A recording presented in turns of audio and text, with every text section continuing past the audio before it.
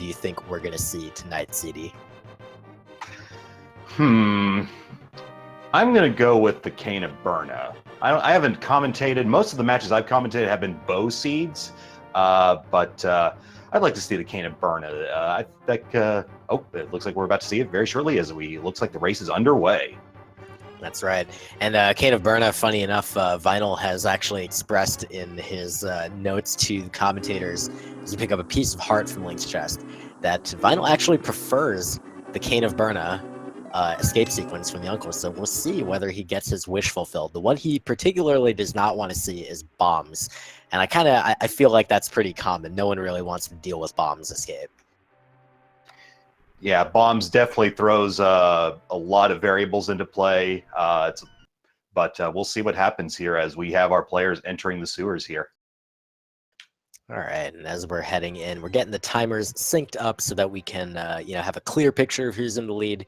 Just making sure they're at about the same seconds there, and it is bombs escape. Oh, so Vinyl, you had to mention something, Vinyl. Bombs it is, and we'll see how these players are at chucking around explosives.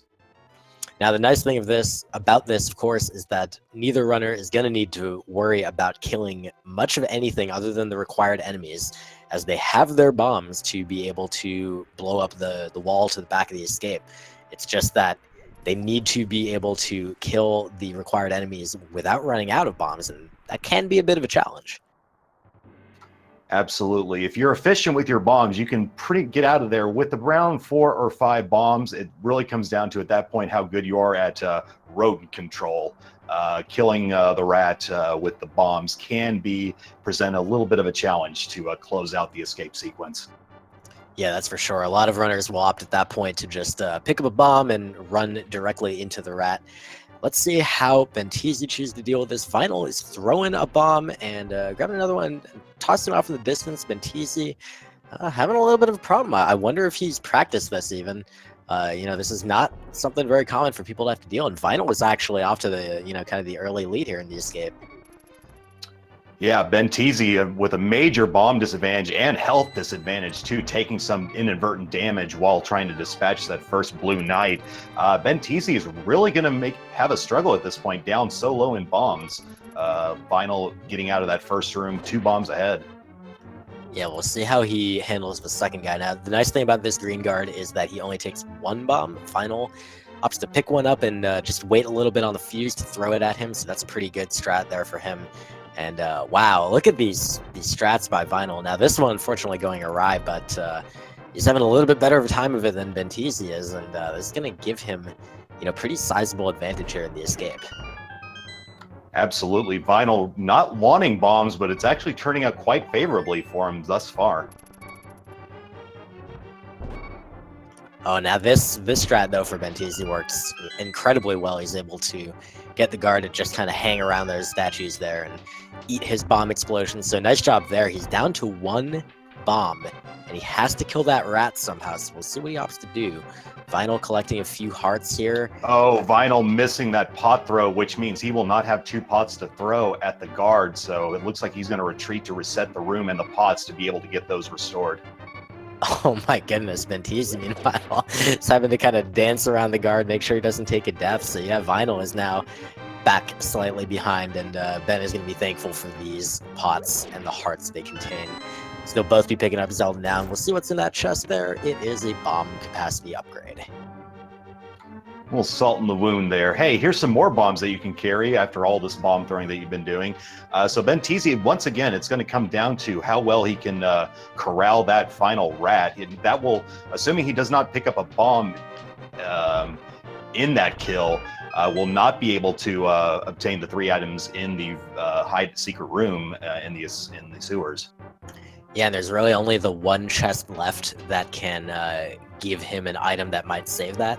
Could be like a triple bomb pickup, or it could even be the boots, which would also allow him to break that spot. They do already have the extra Hyrule Castle key, so that won't be in that chest there.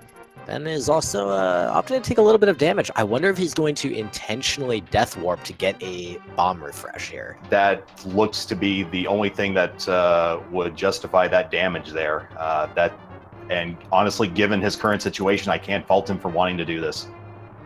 Yeah, so this is a, I'm not sure how often this has come up in broadcasted tournament races so far, but this is a feature of the version 29 that, introduced the different weapons that the uncle can have. It also, in a subsequent version, they introduced a thing where if you run out of the ammo for your starting weapon, if it's not the sword or the hammer or something, you can refresh by dying.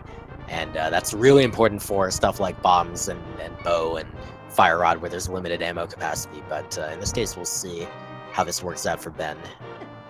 And he set himself up to immediately take 2 hits from a rat to die, and he's going to respawn right in that room with his bomb count completely restored. Or at least back up to 3, pardon me. Yeah, not all the way up to 10, but at least he gets another couple, which is definitely better than the 1. And we do see that Vinyl found a red rupee and not any extra bombs in that chest. So this was definitely a good play by Ben. Otherwise, he was going to have a pretty rough time with that wall and possibly just really throw his routing into chaos. All right, so we have Vinyl Knight here attempting to get the rat, and a well-thrown bomb. And he is out of there, and we'll have a couple bombs to spare as well to get these items here on the left. We're going to see what these are as Vinyl enters. He'll get a map, he'll get a piece of heart, you'll get a blue rupee. Wow, that was not a payoff. And with that knowledge, he probably wants a refund on his bomb, but it's better to have those done with nothing than not have them and have that seed of doubt implanted in your mind until you find the power glove. Yeah, exactly. That is definitely the worst case kind of situation. Now, both runners are going to end up having exactly 1 bomb on the way out. So they will have the opportunity to blow up at least one of the bombable walls in Kakariko, and we'll see how what else they're going to be able to get, possibly some more bombs. Just a red rupee in the Sank chest, though, and now we're going to head out into the world of Hyrule, and we'll see where the runners opt to go from here. And we have a Light World check there. We have a red crystal at the Desert Palace and 2 pendants in the remaining Light World dungeons. I believe Pod was green, but don't quote me on that. Yeah, that was the vanilla green pendant at Eastern Palace, and the red pendant, it appeared, at Tower of Hera. So, interesting set of prizes from the dungeons in the Light World. Obviously, the runners will kind of be predisposed to want Desert, but we'll see what they get access to. Tree pull from Vinyl reveals some hearts, and the bush crab here, if he pulls the bush off, is going to give him more hearts. So, nothing particularly nice here. And we are get a peek at the Lumberjack Cave. It is the hammer. We have an Agaseed, ladies and gentlemen, with the magic hammer. Absolutely a required item. This is going to mean Aga and the boots are going to need to be collected prior to being able to traverse Dark World freely with the hammer. Now, Benteezy making the fairly common but, interesting play to skip the Lumberjack check. It's pretty typical these days. Runners think, I don't need that info until I actually need to do Agahnim and have the boots to be able to access that item. But he's just not going to find out for a little bit that hammer's there. So it's just going to be kind of annoying for him to route this seed in the early game. And we have both of our runners collecting that heart container there at the Thieves' Hideout, and they'll be making their respective trips to Kakariko here thereafter. Yep, and that hammer, of course, required for 4 out of the 7 dungeons in the game, and also very, very important for Dark World access. So it is strictly required. There's no way that you can complete a seed without the hammer, and even if you could, boy, it would be miserable. So we have a bombs weapon start with an Aga seed, all within the first 10 minutes. This seed is showing its true colors right from the get-go.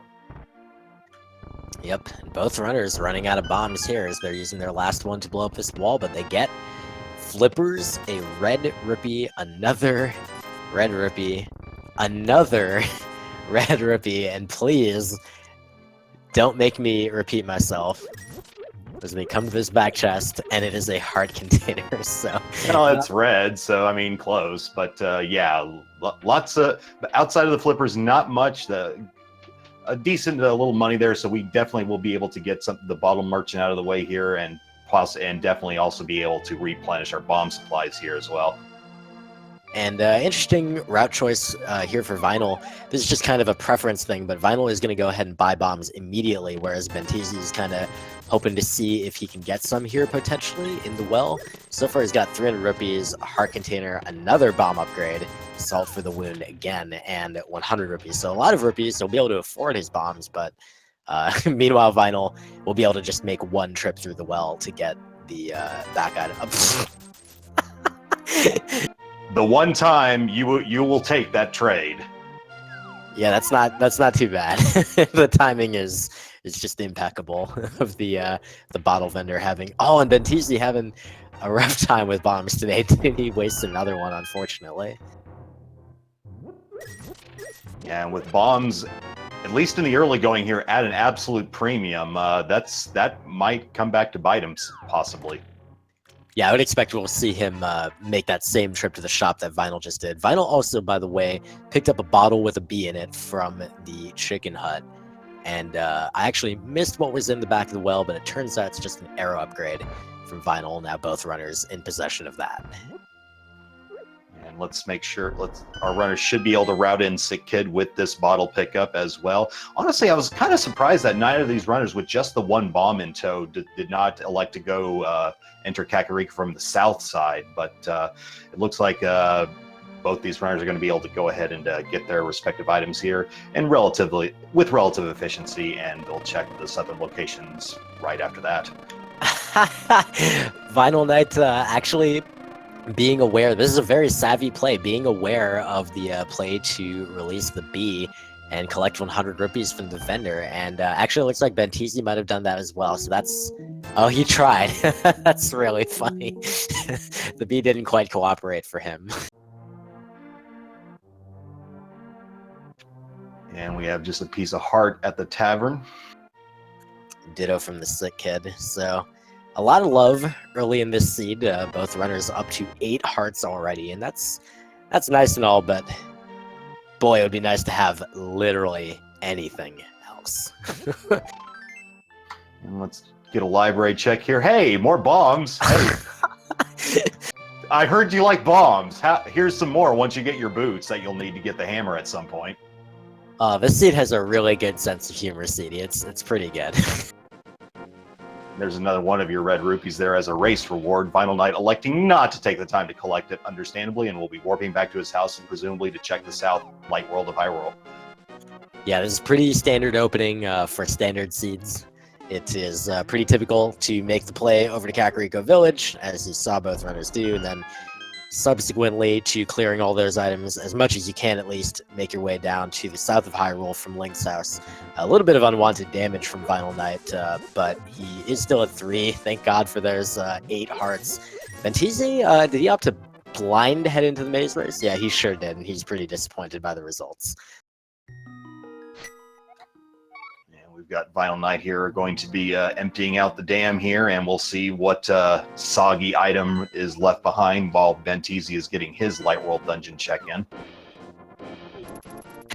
Alright, just 20 rupees from the drained water, and the chest inside the dam contains another piece of heart. So it looks like Vinyl Knight will be heading to the mini Moldorm cave with only bombs at his disposal. Or never mind. Interesting play, so kind of an audible from Vinyl Knight here. He says, I am really not interested in doing Moldorm, mini Moldorms, that is, with bombs. That's not a bad decision to make. Bombs can be pretty finicky there. It's definitely more of a thing that you see typically in open seeds rather than standard. It's not very common, or at least it wasn't before V29, to have to do mini Moldorm Cave with only bombs, but you know, we'll see whether Ben feels pretty comfortable. Obviously, he participated in the open tournament. He should be pretty experienced in this, but we'll see whether he wants to do it. And while Ben is on his way to do that, we'll have Vinyl Knight check what Sahasrara has in the back of his hut. Another good use of the bombs there to check some of these locations behind Sahasrara. And what do we find? 50 rupees. A heart container. 20 rupees. This is really awful. Meanwhile, the mini Moldorms are eluding Benteezy's bomb output here, but it looks like he'll be able to dispatch them with 2 bombs left, and we'll definitely go ahead and take the time to collect that 3rd bomb to round out his bomb count. And one of the few times you actually wish for something like the boomerang, but here we go, more heart piece, 10 arrows, red rupee, a power glove, hey, there you go, and a fire rod. All right, now we're starting to talk here. Absolutely. It's yet to be determined whether or not that fire rod will be required. It's likely to be so, but definitely nice to get that out of the way, if anything, to light up some dark rooms if this lamp is as elusive as these seeds tend to have the lamp be. Yep. Meanwhile, we've got Vinyl Knight making inroads into Eastern Palace, just kind of continuing the same play. Finds the compass in the first chest, of course. There are 3 dungeon items in Eastern Palace, the map, compass, and big key. But the other 3 chests in this dungeon are available for interesting items, potentially. So even though Vinyl Knight skipped that mini Moldorm Cave and did not get the Power Glove and Fire Rod, there's definitely a good chance of finding something important here in Eastern. And we got Benteezy making the Ice World play here, and he gets a shield for his troubles. I can't fault him for taking the time to do this. With as little as this seed has provided, there was a good chance that something juicy could have been at the Ice Rod Cave, but alas, not to be. Yeah, plus he does have access to the flippers, so he has the opportunity to go exploring a little bit. In fact, he looks like he's even going to make his way to Zora. He's going to farm this cave here. This is actually a play I don't know that I've ever seen in a randomizer race. I do know that there's 20 rupees here, like, conceptually. I've just never seen anyone actually have to farm this specific cave to go set up the Zora play. Yeah, beggars and choosers, I suppose. Yeah, this is the first time I've seen this particular farming avenue, but Benteezy will definitely use it to his effect. And Vinyl Knight picking up the hook shot in Eastern Palace, and he'll be checking the big key chest shortly, as he collected the big key in the Eastern chest as well. Yeah, and then, he'll have access, if he's comfortable with dark rooms, he'll have access to check the vanilla big key location, as the big chest only contains a bomb upgrade, yet another one. So it does appear he's heading this direction. We'll see how comfortable his dark rooms are. With the hook shot, he does have a good item to kind of give himself a check onto where he is. And I was, not to interrupt, but I just was watching Benteezy swim. It looks like he used a bomb inadvertently, so now he is just down to 1 bomb. I don't know if that was some sort of a fat finger of some kind, but I don't see that he really meant to do that. Ooh, that's pretty rough. He did also swim by the Lake Hylia Island, although I missed what was on that island, and he gets the Moon Pearl from the hobo. So this trip for Benteezy already paying off big time, but Vinyl also got some payoff in Eastern, and here he has navigated the dark room successfully, so now he's going to be checking this last chest. Oh, doesn't quite get the switch activated, so he just needs to be a little bit careful there, and now he's got it, and it's a map. Rip. So Armos Knights will have the 3rd and final item of that dungeon, whatever it may be. Benteezy now collecting the Moon Pearl from the hobo. The hobo he's had his fill of the Dark World, so he's going to pass it on to another willing recipient. We've got Benteezy now with that Moon Pearl in hand, and the flipper is going to check the Waterfall Cave, and we have the Titan's Mitts in the 19th minute of play. Titan's Mitts collected by Benteezy. Yeah, that's a really interesting sequence of progression for this seed, but it does make a lot of sense with the hammer being locked behind Aga. It looks like the seed has kind of a sense of humor and is not going to make it that easy for them to just go straight to Agahnim and collect their hammer. They're going to need to do some work, possibly enter the Dark World, and now they're going to be able to do so with that Moon Pearl and Titan's Mitt. Meanwhile, Vinyl Knight is heading into the Mini Moldorm Cave, gets an 8 bomb drop from the Mini Moldorm, so that's pretty nice. Hookshot making that way easier than it was for Benteezy with the bombs. Most certainly. Yeah, and Vinyl Knight now collects his Power Glove and Fire Rod. That's really all he'll be collecting. Benteezy will opt to jump down and get the 50 rupees here in the Zora Ledge, with him being completely emptied out by King Zora. That makes a lot of sense. Yeah, if he get a little bit confused there. That's just a visual glitch. If you leave the Zora item behind and then go to pick up the ledge item, it just looks like what the Zora item was, but it's actually the thing it originally was. So that's pretty funny. But now he is heading towards Eastern Palace. It looks like he'll basically just follow the play that Vinyl was just making. Possibly some bomb purchasing first, but then he'll likely be headed that direction. And as I recovered from the cardiac arrest I had temporarily experienced by thinking I had miscalled the item on the Zora ledge, we have Vinyl Knight now who will be entering the Ice Rod Cave to collect the his shield, I believe that was in here. Yeah, that's correct.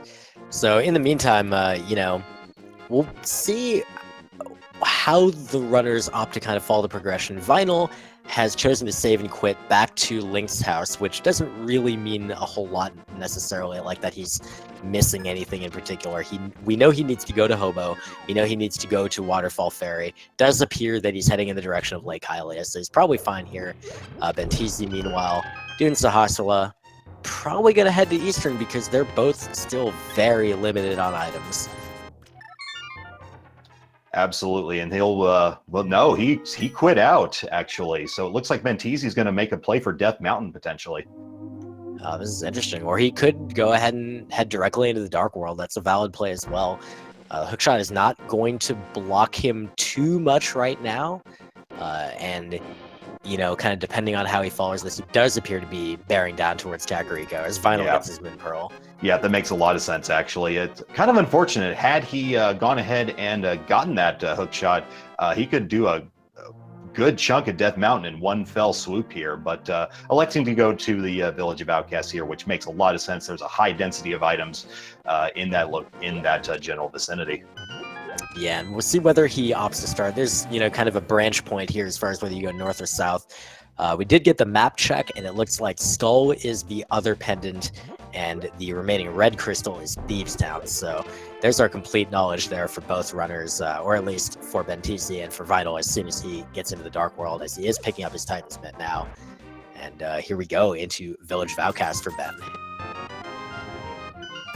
Hey, Ben, I heard you like bombs. Have another bomb on me, says the chess game merchant.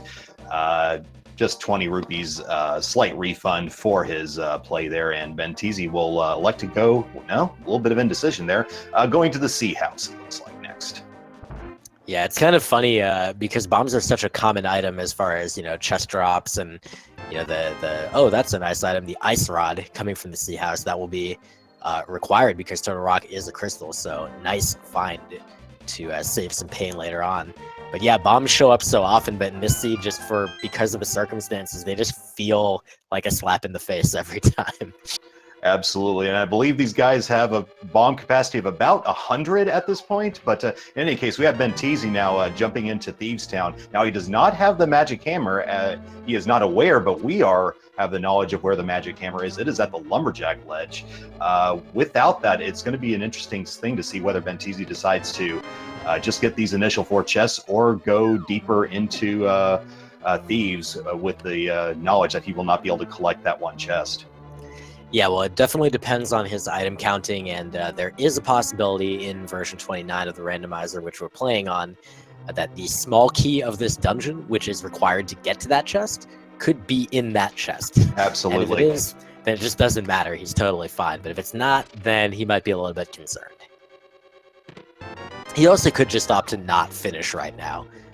That's certainly a viable possibility. We'll see what he opts to do right now.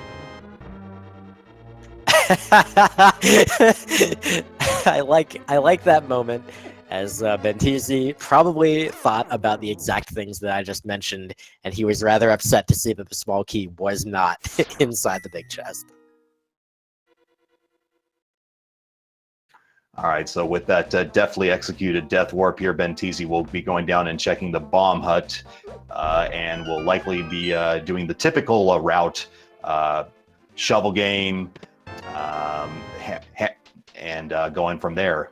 Now, without the Mire in tow, the Lumberjack, not the Lumberjack, the Blacksmith, a little side quest, a little bit more difficult right now, but we'll see how Benteezy decides to proceed here. Would be a little bit miserable, but it looks like he might be going for it. So he picks up the Blacksmith, and he's going to head towards the south. So this has to mean that he's skipping the big game. Yeah, and he actually, I believe he is 7 rupees short to be able to participate in said game as well. Point. Yeah, it's so easy to forget about those rupee costs for those various things here. Meanwhile, Vinyl Knight heading through the village of Outcast and picking those things up. Sounds like more rupees for Benteezy. Yeah, I looked away, but I heard the rupee sound going. So. Oh yeah, just another one of the seemingly 120 rupee drops was provided by Stumpy. So very nice for both runners to already be able to have access to both the Fire Rod and the Ice Rod. That is a nice luxury at this point in the game to not have to worry about that for Turtle Rock, which is a known required dungeon here. Now, Vinyl Knight does have sufficient rupees to participate in the digging game and will elect to do so. Meanwhile, Benteezy, we're about to see how hype this cave is in this seed. Well, that's a heart refill, so that's kind of hype. That's an arrow upgrade. That's a bow. That's really hype. There's the means to use said arrows and some green goo. So that's, hey, the bow in and of itself makes that sufficiently hype for my taste. I'm curious what he'll want to do with that bow. If anything, he might decide, I'm not letting that affect my routing right now. This is a lot of digs for Vinyl. Holy crap, what is happening? He may not be able to get the item in time. And oh my gosh! He gets it in time and it's the boots. That is incredible. Great timing by Vinyl. And that's going to be another variation on these two runners. Vinyl with the knowledge of the hammer location, and now with boots. It's going to be interesting to see when Benteezy decides to go back to the digging game. It may be immediately after this, as he now has sufficient rupees, but he may not find the time to check that little corner of the world. So that might be a huge factor in the remaining, how the seed plays out. Yeah, it does seem Vinyl is making the same play over towards Hype Cave, so he'll be picking up that bow and the green goo pretty shortly. Potions, of course, always going to be pretty nice to find for free. Definitely a lot easier than having to go all the way to the magic shop to pick them up. But, earlier, CD, we were kind of, we might have been kind of sleeping on Vinyl a little bit. We looked at his last race and we saw there was a 2-hour and 40-minute completion, and maybe we thought, Benteezy's the experienced player, he knows what's up. But Vinyl is playing really well right now and making some really great calls and really isn't doing anything that Benteezy isn't. Other way around. He's not missing anything that Benteezy's doing, but he's just really nailing the routing here. This is really impressive to see.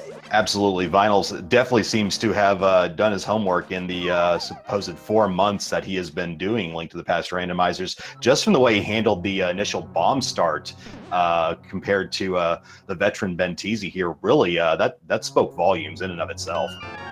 Yeah, and I mean, bomb escape is not easy. But, just to be able to make a pretty quick show of it was really impressive.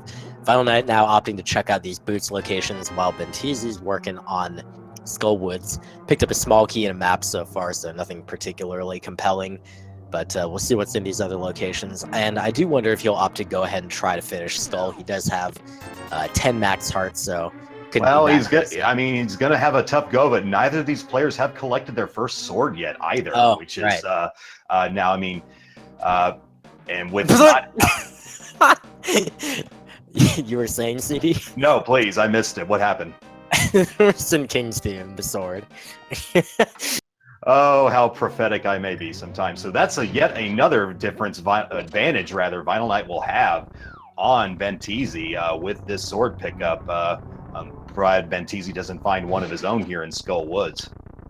Yeah, that's going to put Vinyl very close in terms of progression to being able to go collect his Agahnim hammer.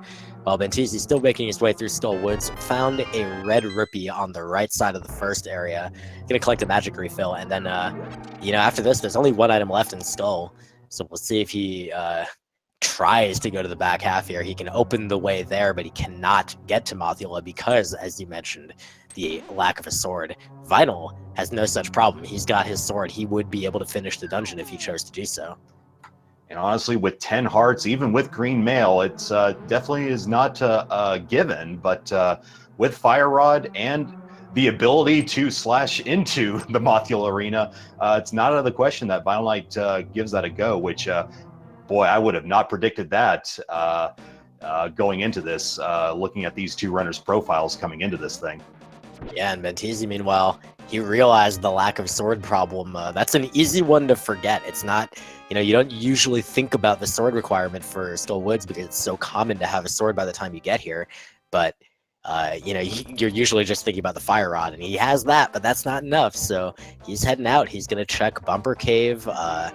There's not a lot he can do up here, really. He could go across the moat to get to the catfish, and Bumper Cave is not particularly useful either. I really feel for Benteezy here, because if he had the Mire in his possession, he might have been able to thread in a Agahnim ledge check there, but lacking that tool, he will still remain indifferent to that location. Meanwhile, Final Knight's having a little bit of a scary moment with these Gibdos here. He does have the Fire Rod, but he's out of magic, so he can't easily dispatch them. This is kind of just oh, ow, okay. Fortunately, it's a quick death here. Just sends him right back to the same room, so that's not too bad, but still not one you really enjoy taking. Meanwhile, Benteezy is also having similar issues with Dark World residents here. He is just one little poke away from unfortunately wasting a lot of time, because this is not where you want to die. Yep, he just needs to avoid getting bonked by any of these enemies. He even fires some arrows cautiously, trying to get them out of his way, but he should be safe now. He is through to the catfish area. Sometimes you get a heart out of that bush he just picked up a moment ago, but in this case, no such luck. But either way, he's gonna see what's on this catfish. And wow. Just a nickel for his troubles. That's not the thing he's looking for. And continuing to progress here, Benteezy needs to exercise as much caution as he can here. Literally one hit from practically anything will spell his demise. They give that. Vinyl having a bit of a close call here. Now, Vinyl, I think, might not realize that there are small... I think there's one small green pot in one of these skulls here. Oh, barely escaping the Gibdo's reach there, and he's able to get into the back now here. Let's just hope he does not take any damage from any of these sources of damage here. That oh, that was half a heart. He gets the thing, and now he takes the death warp. Unfortunately, it was just a compass, but yeah, wow. I hope the various hairs that will be turning gray as a result of that sequence was worth it for that compass pickup. At least the peace of mind, CD. He might be, he might feel a little more comfortable just knowing it was nothing. Absolutely. And we have a pyramid check, another arrow capacity upgrade on the pyramid. Certainly not what Benteezy was looking for. We'll see what he decides to go for from here. Will he route himself into pod potentially? He's not saving and quitting, so I'm not sure what else he can do from this position. I mean, he can check the entirety of pod other than finishing the dungeon. He doesn't have Mirror, so it's not going to be super fast per se, but he can do it. He is also riding 2 hearts again. Not a great place to be, but this is the play he's going to make, and we'll see. I mean, pod is, potentially very valuable. It is a crystal, so, at some point they're going to be going in there anyway, but there could be something important here. This is definitely a tense moment here, because any of these enemies here will do the 2 hearts of damage and bring him to a death here. He's just looking to get in the dungeon. At that point, he can die with little regret. Yeah, he looks like he'll be okay. He knows how to dodge all of these popos, or whichever one of those weird tentacle enemies those are. So he gets through, gets the rupees extorted away by Kiki the monkey, and he is going to enter pod. We'll see what treasures it holds, while Vinyl Knight is doing the first half of Thieves, and I wonder if we'll see him opt to finish this dungeon this time. Certainly in a better position to do so, now that he has a decent weapon to give blind what for, but we'll see here. It looks like we have a small key for Benteezy, so the pod was not bow locked from the start. He does do a nice little quick death strat where he... oh, that is an interesting play from Vinyl. Vinyl used the key that he got from the front of Thieves Town immediately. He knows he doesn't have the hammer, so he knows that that big chest isn't available, so he just said, I don't need the key from the pot near Blind's door, I can just do this slightly faster. Very interesting play. I guess it is like faster, it's just straight up faster. Yeah, once again, Vinyl Knight really having some impressive plays here for a relative unknown player. I love seeing it. This is what I love about the fact that this tournament has 512 participants, and we get to see so many of them. My understanding is we got like half of the players restreamed last week, so that's really impressive. And it's what the heck happened to that bomb? Quality game. Quality game. Sometimes those burries are quite something, but here we see gonna see the bow side check from Benteezy. We're seeing Vital work on this back half of Thieves, putting his kind of practice at no major glitches to use here. Benteezy, unfortunately, not having the boots, having to kind of traverse this side a little bit slowly, but now we're gonna see what's here. A key. A key. All right. That's usually the way these two chests seem to go, and without the Mire, Benteezy utilizing the Death Warp strategy once again to take him right back to the entrance so he can quickly progress with maybe finding something of value here. We have the shovel in the in Blind Cell here, so possibly some fetch quest shenanigans for Vinyl Knight. Oh, baby. Meanwhile, it does look like Benteezy's found a total of 4 keys down here so far. Now, the logic in Pod requires there to be at least 4 keys to the south. What he doesn't know is whether or not the big key chest is a key. That could have an item. It could have the big key. Looks like he's skipped it for now. We'll see whether this, kind of causes him an issue. Might have problems checking that big chest. But meanwhile, Blind on the left side while Benteezy picks up that book, which will allow him access to Desert Palace, provided that we don't get a flute and mirror as well. Speaking of which... Well then. Alright, Vinyl safely making it through the blind fight and picking up a heart container for his trouble. Now, I didn't get to count all the items in the Thieves Town, but I think that there may be an item in that big chest. So I also was not keeping a close eye on the pod count either. I believe there was only one item in the south 4, so definitely the chances of there still being an item quite substantial. Meanwhile, we have Benteezy trying to navigate the pod maze without the benefit of sight. And he is down to 1 heart, trying his best to get rid of those enemies, and it looks like he has cleared them out. Yeah, this is a rough time without having like ether or bombos or something like that to deal with it. He just picked up an item, but I don't see anything new in his inventory, so it may not have been anything particularly important. He's having to be very careful to avoid taking a death here. Just kind of firing some arrows off in the distance, wants to get rid of these Dodongos. Vinyl, meanwhile, is opting to pick up the blacksmith. He doesn't have that mirror that Benteezy has just picked up in Pod. Benteezy getting another item, but again, not seeing anything interesting. And I don't believe he has the big key, does he? Or does he? I did not get a good check on that, unfortunately. Meanwhile, we have the blacksmiths just providing 20 rupees for Link services. It does actually appear he has the big key. I missed it. Yep, he sure does. But yeah, he just needs to be able to get through there.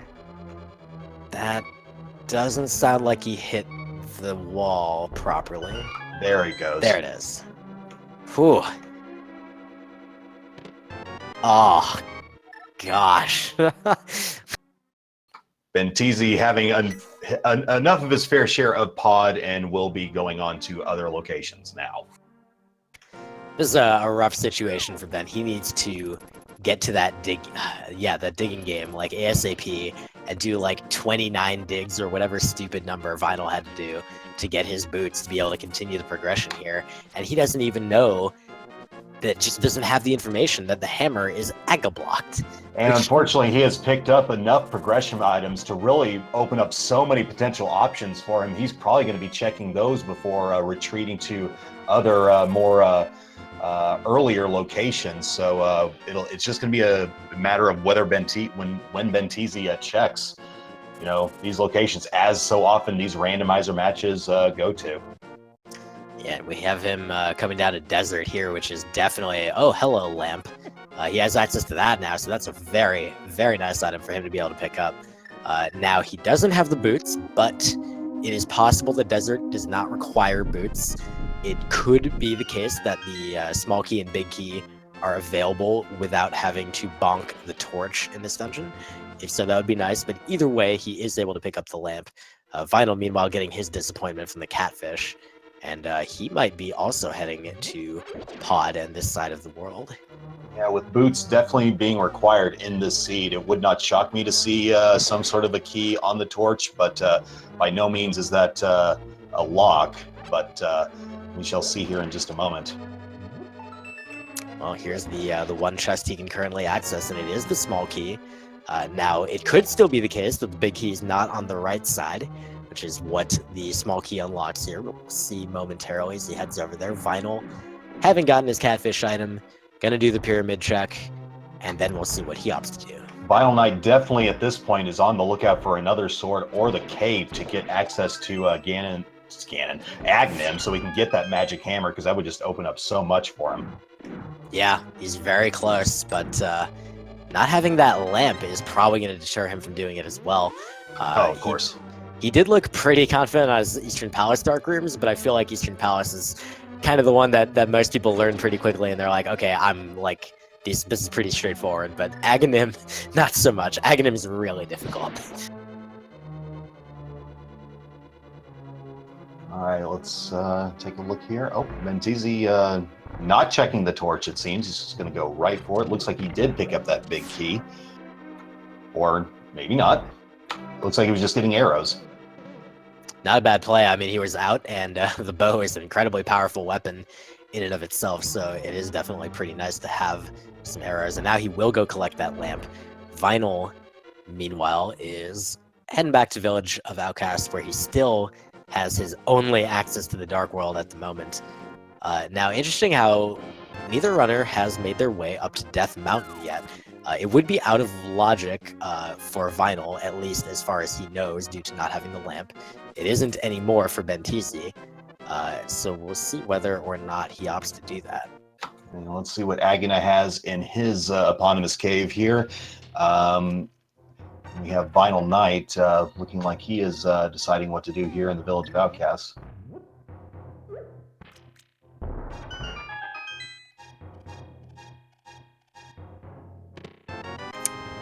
Bombs. This video game, dude. Yep. Hey, you thought we forgot about the whole bombs thing? Nope, here's some more for you. All right, so Vinyl is picking up this purple chest, and he's kind of learning. If he didn't already know, he's getting a reminder that the purple chest does not follow you if you dash, so unfortunately you do have to walk with it. Benteezy now is heading over to Eastern, so this is actually a very good play for him, because I believe he skipped this earlier, right? And he does not, as a result, have the hook shot. So if he heads over here now, he could clear the dungeon in its entirety, as well as picking that up. Yeah, if memory serves me well, I believe he just checks a Hospitala's hut and then saved and quit out of there. And that did deprive him of an early hook shot, but it looks like he'll be riding that here momentarily. Yeah, that's definitely a solid play for him, especially considering what he has left at this point. I missed what was on the purple chest, but I'm sure we'll find out momentarily by either rewatching the stream or chat will tell us in all caps. Piece of heart.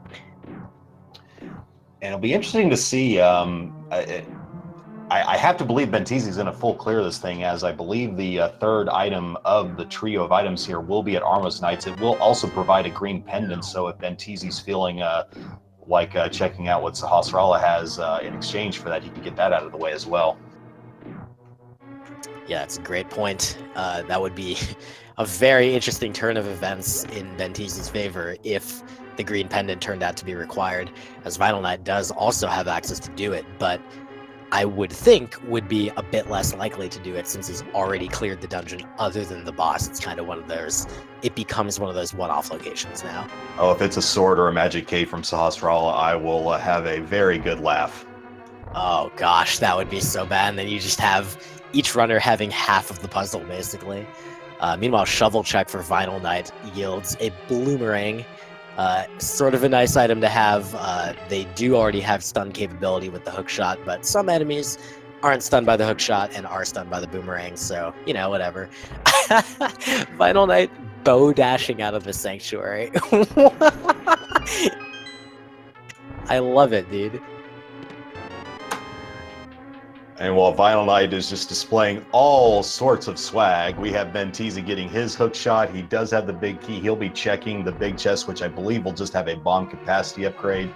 He'll be on his way to get the final 2 locations on the way to the Armos Knights.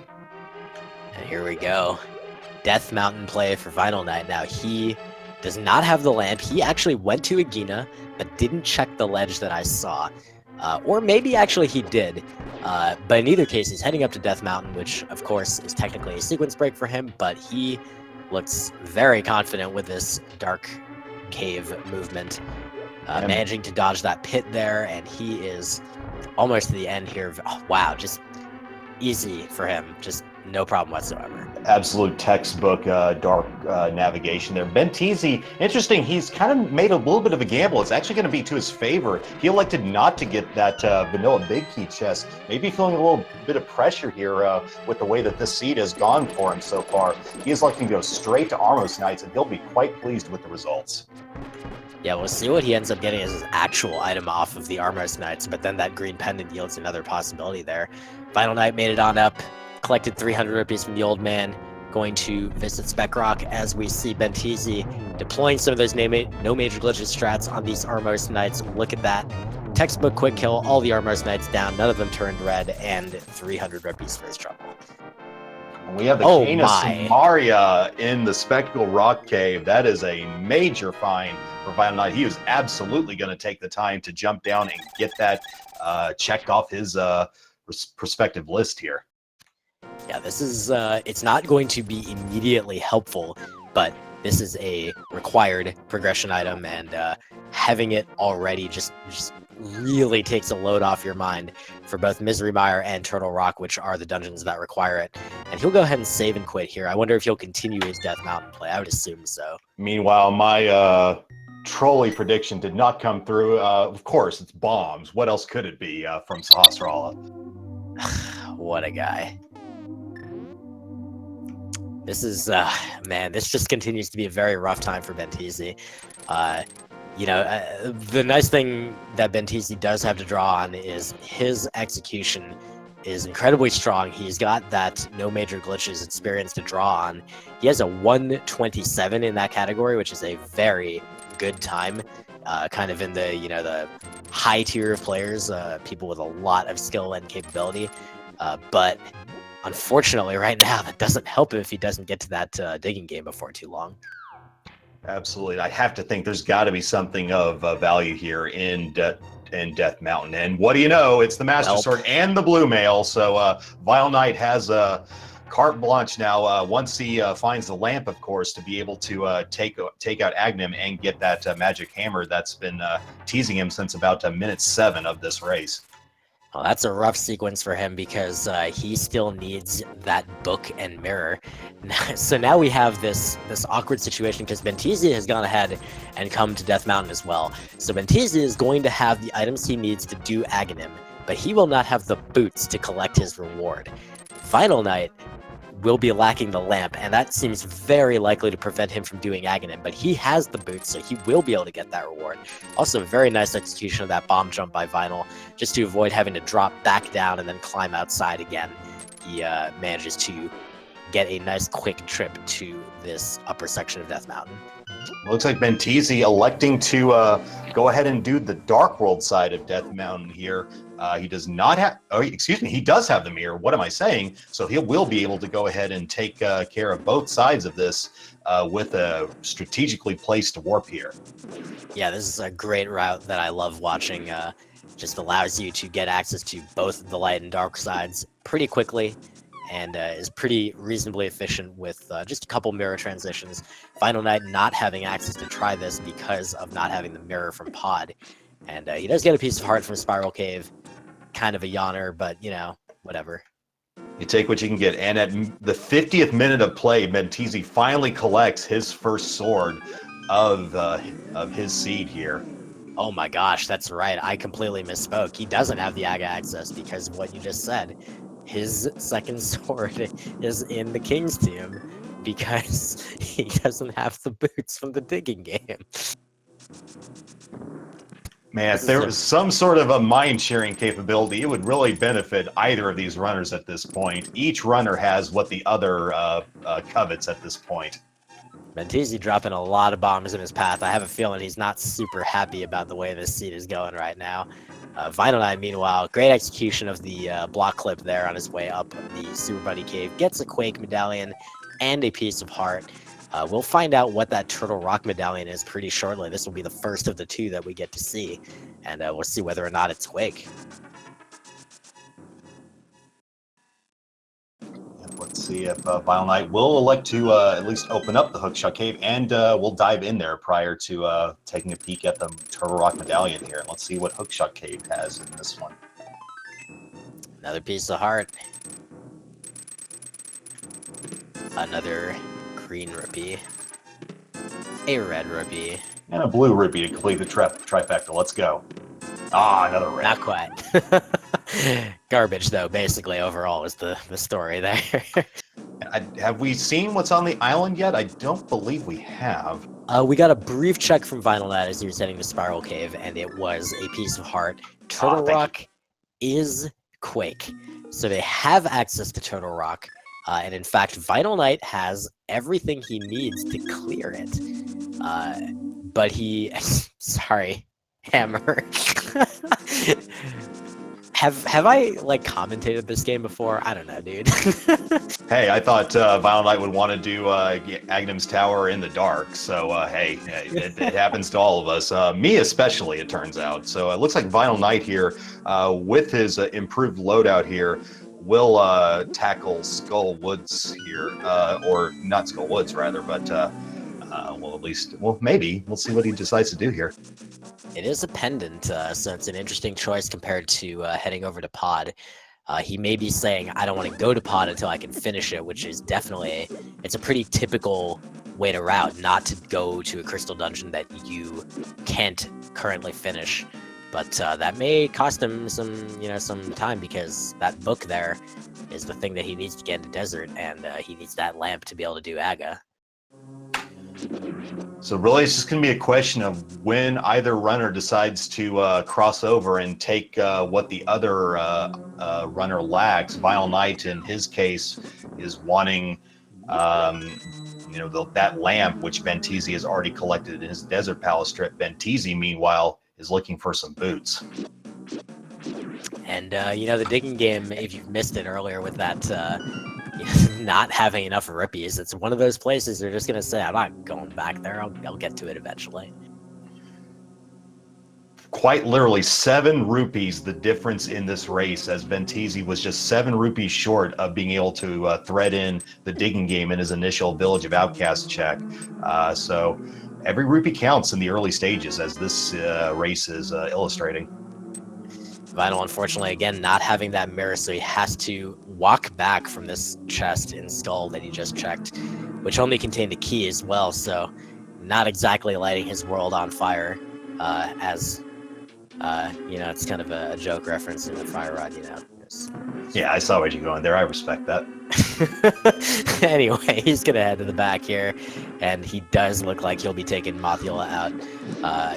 Definitely can't blame him on this play, and it could definitely pay out. I'm not sure that we've seen both items installed here yet. Meanwhile, in Pendant Dungeon news, we have Benteezy in the Tower of Hera, the big key in the first room there, so it looks like the basement may be avoided here. We've got a progressive shield in the lobby chest here, and Benteezy will elect to go ahead and proceed with the Tower of Hera and see if he can at least find that second item.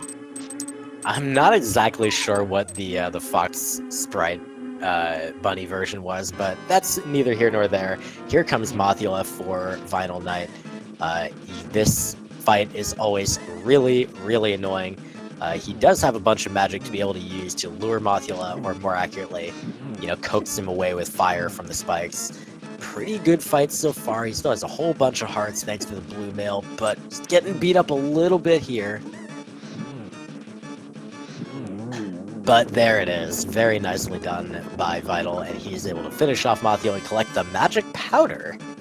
Interesting pickup there. Benteezy, meanwhile, getting the Cane of Berna. So he has gotten both items, but he is going to go ahead and take out Moldorm while he's up here. I guess in the event that this turns out to be a pedestal seed, he wants to go ahead and get this out of the way. Yeah, so both runners opting to, make work of these pendant dungeons and see what they can get. Ben getting kind of knocked away a little bit by Moldorm, but he's able to avoid getting knocked off. He has good position manipulation here. This is the kind of thing you would expect to see from an unexperienced No Major Glitches runner, and he knows how to make sure that he's not going to take a fall. And there it is. Moldorm is down for him. Wisely holding out his sword to prevent getting knocked off by Moldorm at his most aggressive. And that is the small key, but all items are collected. Tower Hera is cleared fully for Benteezy. Vinyl Knight heading back to Kakariko. He's going to be doing that aforementioned magic powder, except he just realized he can't get to it from the light world because he doesn't have the hammer, so he's got to go into the dark world first. Come on back down there, and Mire there. Benteezy checking the ether tablet right now. He can't get the item, but he can find out that it's just Couch Cash. And moving right along, he will. Benteezy at this point looks like he will now collect his Cane of Samaria. Yeah, he opted to be a little bit efficient here, that he didn't need the cane to do Hera. It wouldn't have affected his strats in there at all. So he went ahead and did the dungeon. Now he'll come back and get this and probably save and quit to somewhere else. Meanwhile, Vinyl actually looks like he abandoned his plan for the magic powder. So what is he going to do now? Are we seeing the pod play? I would have to imagine at this point, without the hammer, they have to take the long way around here. And I don't see any other reason he would be doing this other than to take the dive into pod. Yep, that's a good point, and this will definitely work out very well for Vinyl. Meanwhile, Ben, all that's standing in his way right now is he needs to get those boots, and then he needs to head to King's Tomb.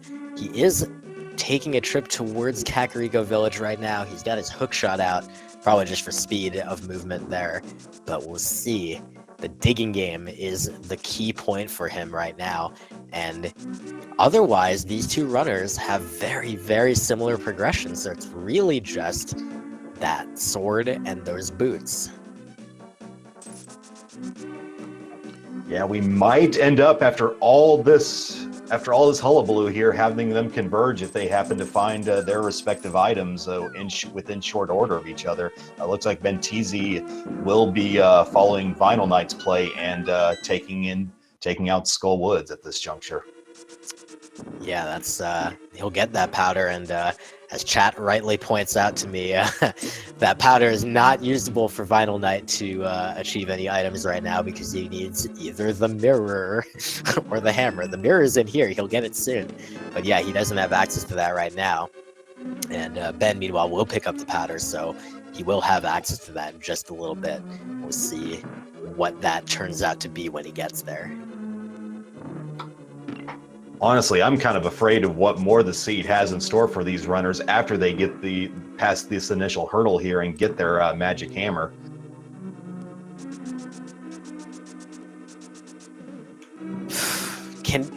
What else is there, dude? What more can the seed do to them? That's kind of like That's reminiscent of like a horror movie trope or something. Like, how worse can it get, really? Let's watch and find out.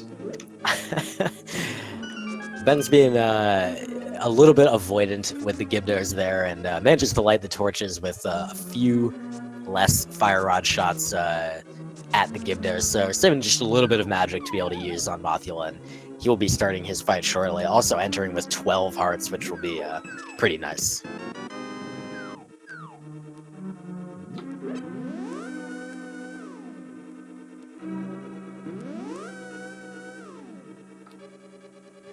Benteezy, with just the fire sword, it's going to take quite a bit of swipes to tame Mothula here. Maybe some well-placed fire rod shots to kind of abbreviate this matter. Interesting here, after this fight is concluded, and there we go, Benteezy should be able to give us the pedestal check here after he collects his magic powder. That's interesting. I wonder if... oh, wow. Yeah, he can pull it. I didn't even realize for a second. Oh, I was just thinking he could identify it. No, he can outright pull this thing right now. Yeah, he's got the green from Eastern, he's got the blue from Hera, or the red for Hera, or whatever. Yeah, he's gonna mirror, he's gonna check it, dude. Here we go. What do you think is on that pedestal? Come on, bombos required. Bombos required. Show me bombos. Here it is.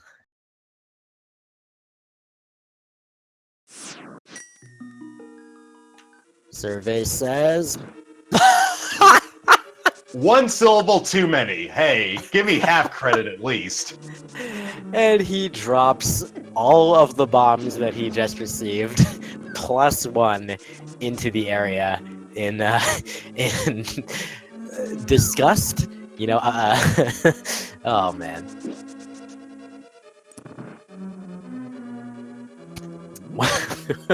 I'm marveling at what a great scene this has been. This is truly, certainly of the few I've had the pleasure of commentating, this is definitely standing out as the most unique, to put it mildly. Benteezy probably just absolutely at his wit's end at this point. Little does he know he is just a couple of screen transitions and a Dark World visit away from getting some sense into this thing at long last. Well, he is heading back to this same portal. Of course, this is the only portal he has access to, but it is so close to where he needs to go that this might be the moment. He does have the mirror, so I'm guessing we're going to see that magic powder check. And then hopefully next... he's going to Thieves Town. He hasn't finished it yet, dude. I can't blame him for this, honestly. It is a crystal. It needs to get done at some point. Ideally, you'd want to do it with the hammer in your possession, but Benteezy definitely a beggar and not being a chooser at this point. Meanwhile, Vinyl Knight heading into the Dark Maze with not enough hearts and taking a death. I don't believe he's got a fairy left at this point, so he will be, unfortunately, opting to actually save and quit. So he got his mirror, he got his book, and he's just leaving. And actually, that's the right play, at least as far as we know. He doesn't necessarily know that, but this is going to work out really well for him. And with that book, this seems like he's making a beeline directly to Desert. And if that is the case, Vinyl Knight will be putting the relative pieces together here and will give him exactly what he needs to, at long last, fall Agahnim rather, and collect the long desired magic hammer. Here we go, as he crosses the desert. This looks like it's not his first trip. It looks like he did check that ledge on his way in, so I believe that he knows it's the lamp already, therefore does not need to double check.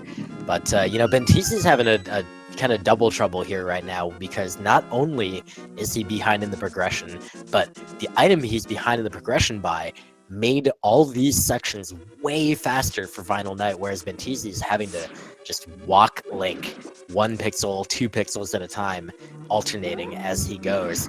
And it's just really, really slow and just constantly costing him time, CD. All the while with a fire sword to his name only. And even then, he was swordless for a good 50 minutes. So just unfortunate routing. Really, the seed, just the way the seed was placed, Benteezy's routing decisions have really come back to bite him here. We do get the info now that the torch item was the big key, so Vinyl, actually, very interesting play. He picked up the middle chest and it was the small key, and he said, I don't want to go to the right side unless there's actually something there I need, and so I'm just going to double check, and the big key was just on the torch. So actually, he can now finish Desert if he would like to pick up his second of the 5 Sith crystals, which would give him access to the Big Bomb and the Pyramid Fairy, and he will be able to collect that lamp as well.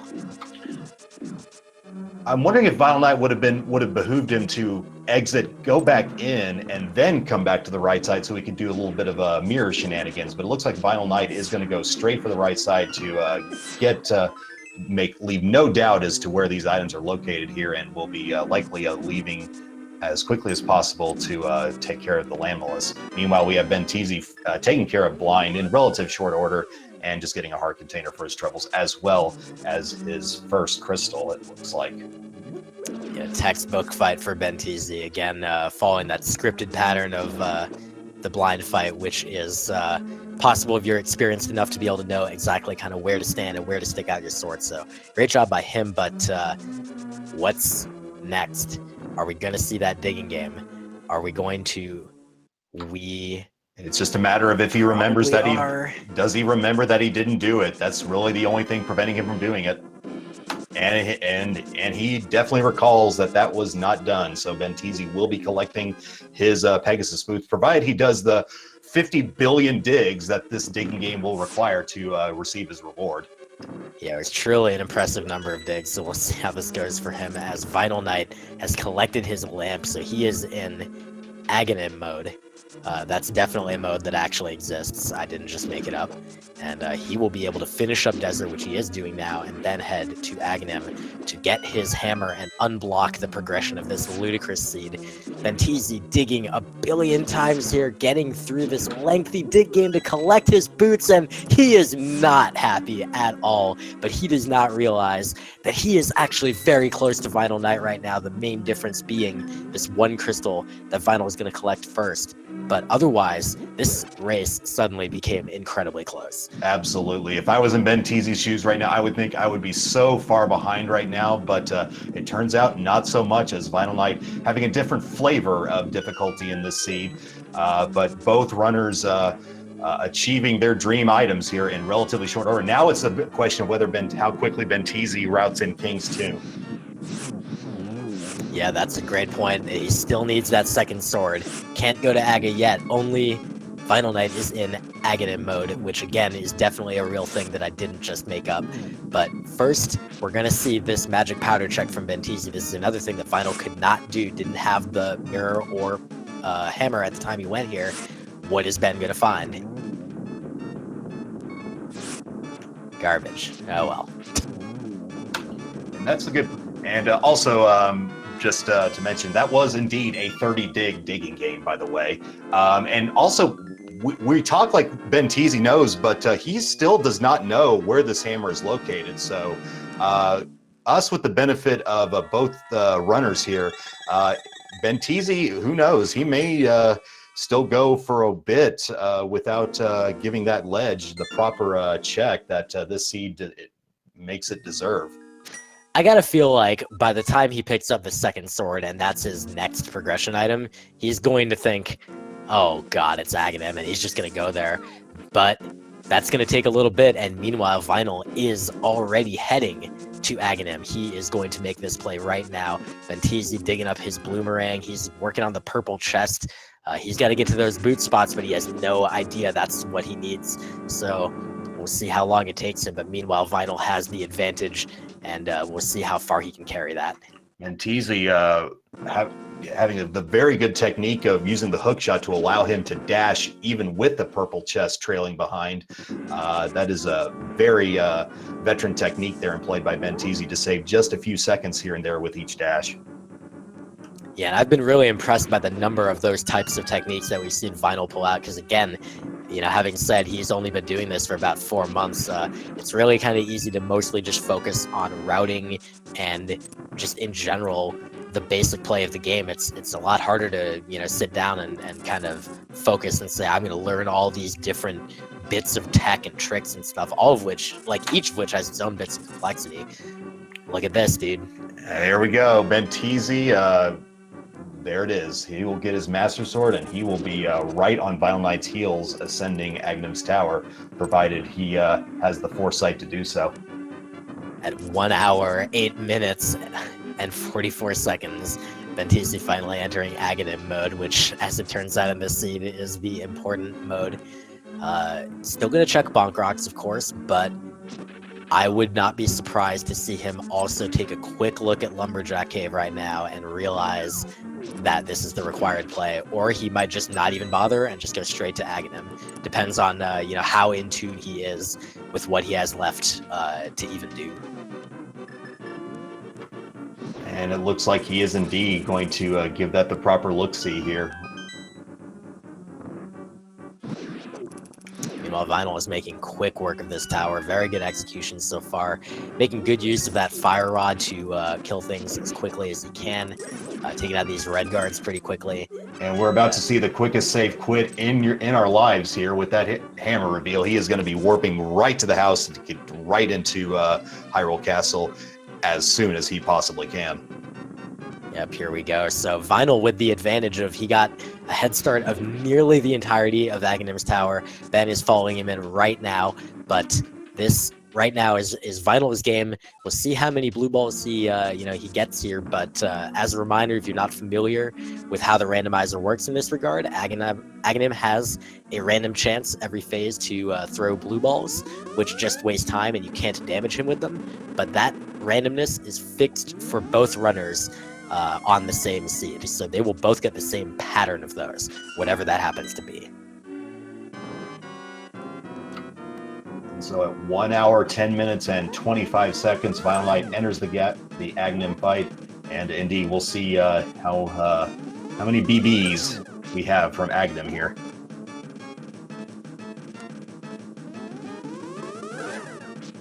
There's one so far. Don't really like to count because it feels pretty bad when it starts going like, you know, 4. But we'll see. And whenever we see an Agahnim fight, I'm always reminded of Jaden, noted Link to the Past runner back, I believe in 2013, either SG or AGDQ, had a no blue balls run in the normal game, which was quite incredible to have in a marathon setting. Yeah, and I mean, it is all just luck, so there's not really... The most skill-based thing that you can do in this fight is just make sure that you are saving the most time by directing Agahnim towards the middle. That is, when you reflect his shots, reflect from the outside of the room. That's really all you can do to save time. Otherwise, that's about it. So, Vinyl gets through the fight. Some number of blue balls, 4, 3, 7, I don't know, whatever. Some integer value. So we have 1 hour, 11 minutes, and 40 seconds for Vinyl Knight's Agahnim clear. We'll see how Benteezy compares to that.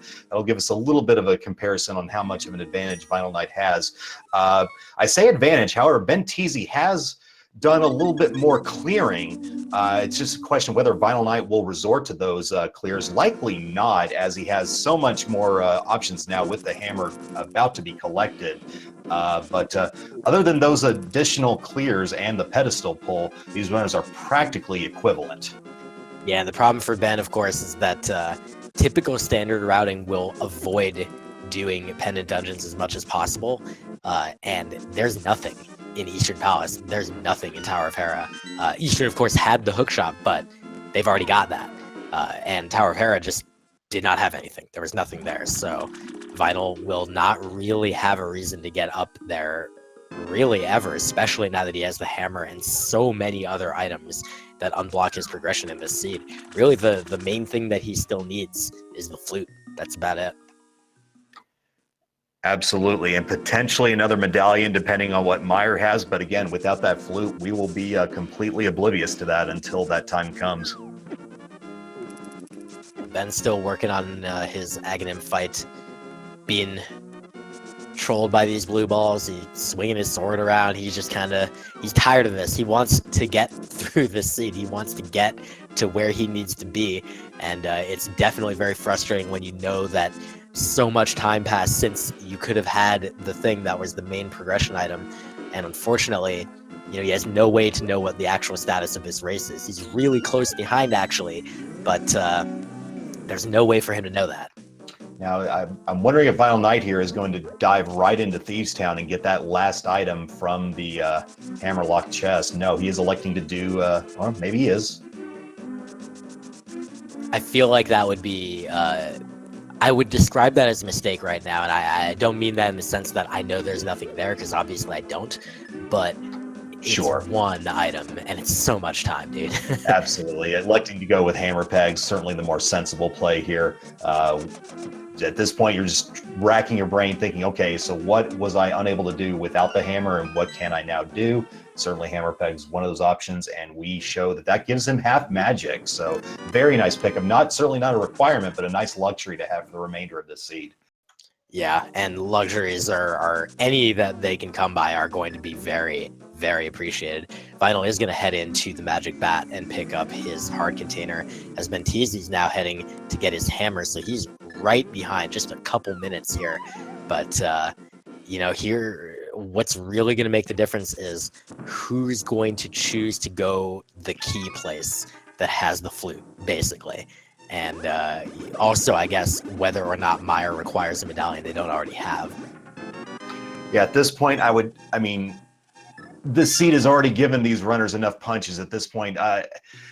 My assumption at this juncture would that be just progress through the dungeons that you now have the ability to complete and hope that you get the items you need while getting those dungeons done. But because at this point, I'm not sure what's left otherwise.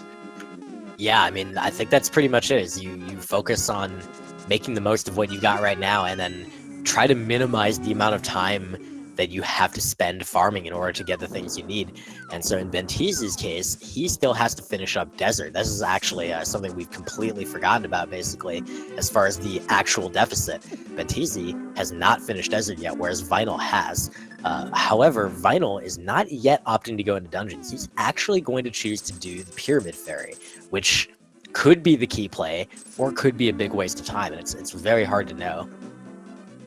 Yeah, at this point, it's pick your quote-unquote poison and hope that one of your gambles pays off in the end. Now, with the Agahnim Warp, we're going to see Vinyl Warp here, and then take the Hyrule Castle Gate Warp for a quick pyramid access.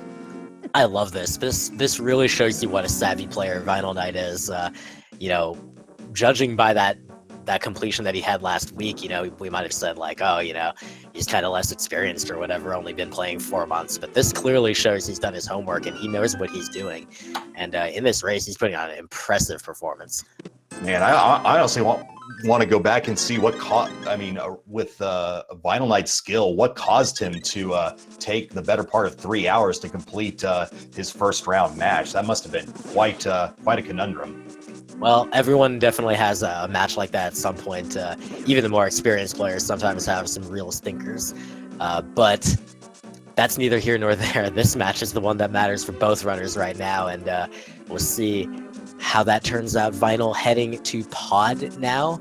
Looks like he will probably opt to finish it off. Now, the real question is, will he choose to then mirror and finish Eastern as kind of a hedge play? We know that would be a waste of time, but of course, he does not know that. Meanwhile, we have Benteezy, a veteran player like him, key dashing as you would expect to the penultimate room here, where he'll be lighting up some torches and facing Lamlos with the Fire Rod. Likely going to be his weapon of choice for a quick dispatch of those 3 pesky floating centipedes. All right, Vinyl is heading back into the Dark Maze of Pod, so he wants to make sure that he did not miss anything here. And so this will take a little bit of his time. Unfortunately, we know that there's nothing worthwhile in there, although we don't actually know what is in there. Benteezy looks like he ran out of magic, so he's going to be finishing off this last form with some Master Sword swings. Shouldn't take too much longer. This spin, another slash, and there it is. And there was the big key there in the Dark Maze for Vinyl Knight. So, aha. And a bomb upgrade. Yay.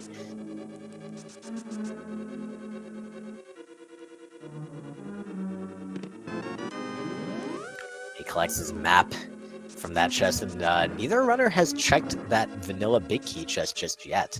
But judging by Vinyl's key count right now, and the fact this is the only chest left, I believe it's a small key, so that's actually worked out for both of them. They'll both just be able to finish the dungeon. yeah, I don't recall if they checked the room with 3 spikes and the pushable statue on the left. If not, then indeed that vanilla big key chest is guaranteed to have a small key. So they are wise to forego it. That's a good point. I don't know if we've seen the Harmless Hellway. Interesting. Benteezy, meanwhile, is actually doing the same play. He's going to check Pyramid Fairy as well. You know, we keep thinking like, oh, they're going to head to Swamp. But no one wants to go to Swamp. Everyone always hates to do Swamp. So instead, we're getting some Pyramid Fairy action. And wow, they're doing like the same plays pretty much.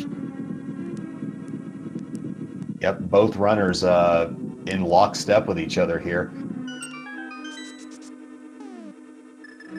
Benteezy attempting to perform this big bomb glitch to basically end the timer, or more accurately, stall the timer, freeze it at 0. And looks like he's successful, so he didn't have to walk the bomb, although that was a lot of pause buffering, so it might not have been too much faster. But if you're able to pull that off without too much pause buffering, it does save time.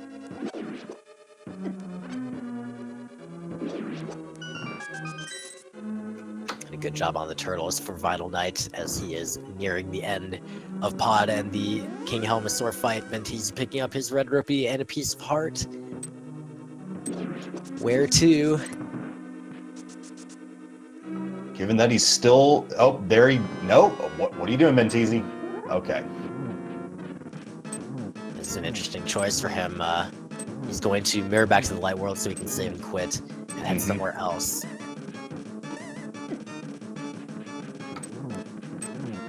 And could this be a juicy Turtle Rock play from Benteezy? Or perhaps a Spike Cave check? Either one would be quite something right now. Meanwhile, Vinyl Knight is made through the first phase of King Helmasaur. Gonna pull out the bow. This fight kind of just is annoying in general. Getting the bow shots on can be quite annoying too, especially once he starts really moving around.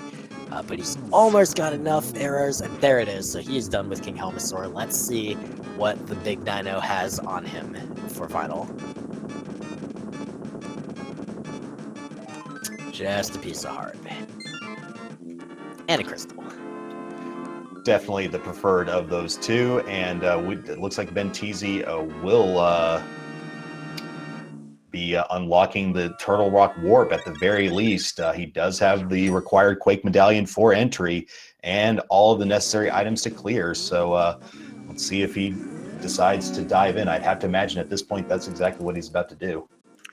Meanwhile, Vinyl is making the hedge play that I mentioned earlier. He will finish off Eastern Palace, get that green pendant, because he's right here, and if something does turn out to be on Armos, there's like no chance he'll come back for a very long time. So this is kind of a safe play, but it might cost him some of that, needed advantage he had earlier. Benteezy having caught up in crystal count, except for Pod, but Turtle Rock now the play, and I do like this. It's not much slower to full clear Turtle Rock than it is to go mode it, so this is a pretty decent first play. The only problem is Master Sword makes this dungeon kind of a pain in the butt. Yep, luckily with the hammer, you can take out Trinex with that hammer in lieu of the Master Sword, and certainly Benteezy should be well versed in that method of dispatching the boss. Yeah, I would not be surprised to see very solid execution from him throughout this dungeon and the rest of the race. The big key is just where's the correct place to go? Where does the routing take him? And is he able to make the correct calls? Ditto for Vinyl, of course, but right now Vinyl just struggling with these, the What are these enemies called? I think gorillas, I believe, but don't quote me on that. But yeah, the Vinyl Knight showing relative savviness there, but being perplexed briefly by those first dungeon enemies. Yeah, sometimes that room can be pretty annoying, especially if it just goes off script at all. It just gets really annoying. Absolutely. But he'll be progressing to the back of the dungeon right now, and Benteezy, meanwhile, coming upon this Pokey, and you'll start to see here why it's annoying to only have Master Sword in this dungeon, because Pokies are not fast to deal with unless you have Tempered or more. Igors, I believe gorillas are the Dark World equivalent. Pardon that.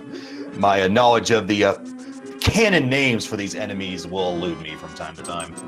Well, next time I'll get out the the canon name list and bring it up. Meanwhile, we're seeing the no major glitches strat being executed by Vinyl as well on these Armos Knights, and very skillfully pulling it off as well. That's really cool to see. Again, we were talking at the beginning that Vinyl has been working on that category.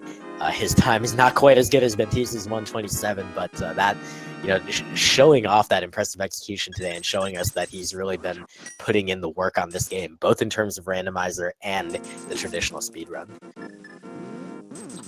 Absolutely. It looks like it just takes one round for the cream to start rising to the top here. Both of these runners definitely showing why they are 1-0 in their respective Swiss runs here. And we have Vinyl Knight going to go ahead and collect the green pendant reward, which of course, as we know, are just bombs.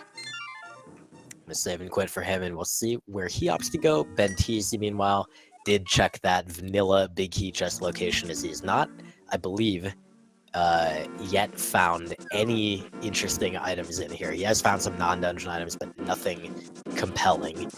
Certainly not a flute, certainly not one of those medallions that could be the Mire medallion. And if he does not come out of here with either of those to his name, he is going to feel even more aggrieved than he already is at this juncture. And we're going to see a Mimic Cave check here as well with the mirror in his possession. Oh, baby, we're also going to see some divergence finally, as Vinyl has chosen to head into Ice Palace. I actually really like this play. There's certainly a strong logical basis to think either of these dungeons could have the thing they need, but this one I just really like for kind of the audacity of it. Everyone really hates Ice Palace a lot. They'd much rather go mode it, but if this is the dungeon with the item, then you couldn't have go moded it anyway. In any case, here's Benteezy's Mimic Cave. It contains a red rupee. Yeah, V29, certainly no stranger to putting in key items in an Ice Palace that you would rather not have to do. So we'll see if that holds true here, or if that's just my observation bias at work. I find when it comes to rando, everything is both observation bias and actual truth. Basically, data is the plural form of anecdote when it comes to randomizer.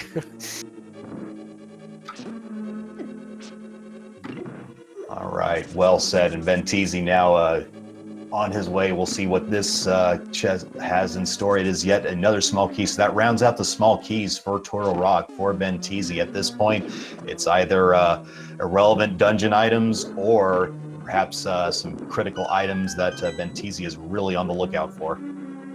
Vinyl Knight, meanwhile, is attempting to set up for his Ice Palace bomb jump, which he will want to do. You don't have to. If you're going to full clear the dungeon, you can skip it.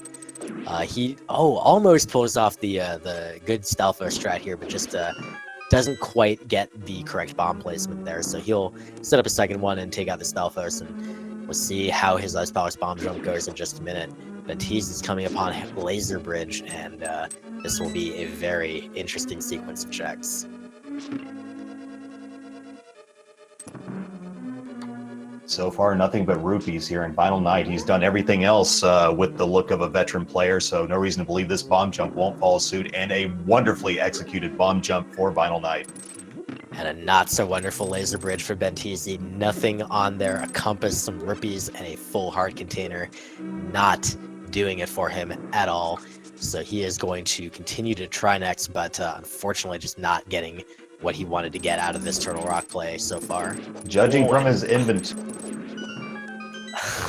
Gosh, the mini Helmasaur trolling him and just not quite getting the movement he wants. Judging from his inventory, it looks like there is going to be an item guarded by Trinex, so Benteezy is hoping beyond all hope that that is something of value, but at this point, that is the last thing available to him. Potentially a spike cage check thereafter if Trinex comes up empty.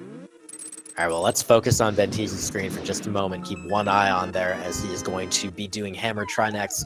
Great execution of those first 3 hammer hits on the Firehead, pulling off another 2, getting the switch to Fire Rod. Unfortunately, getting some Ice Spray there, and he has to wait for the head death animation to be able to continue, which means he opts to swing the sword a whole bunch of times instead of hammering, and he does take out the Ice Head. And now here we go with the third and final phase here. Meanwhile, in the Ice Palace, the Freezor room had the big key, in which Vital Knight immediately dropped down to check, but he only downgraded his key to a small key in the big key chest. Beautiful execution by Ben on the Trinex fight, and he is done with that. His item will show up momentarily, and it is a flute! That gives him the access to Mire that he needed, and he will be able to find out whether or not he is in go mode. I think just like that, we have a lead switch. Just like that, Benteezy getting this flute, which allows him the ability to get the information he needs. Meanwhile, Vinyl Knight will be full clearing this Ice Palace, and provided it doesn't have a required medallion, Vinyl Knight will be behind now. Yeah, that's really the question about the medallion is, whether or not Mire is Quake. If Mire's Quake, Benteezy's in go mode, and it's a huge lead switch right now. But if Mire is some other medallion and Vinyl Knight stumbles upon it on, I don't know, Cold Stare or somewhere on the right side of ice, perhaps, it's still up in the air, just with a significant advantage to Benteezy.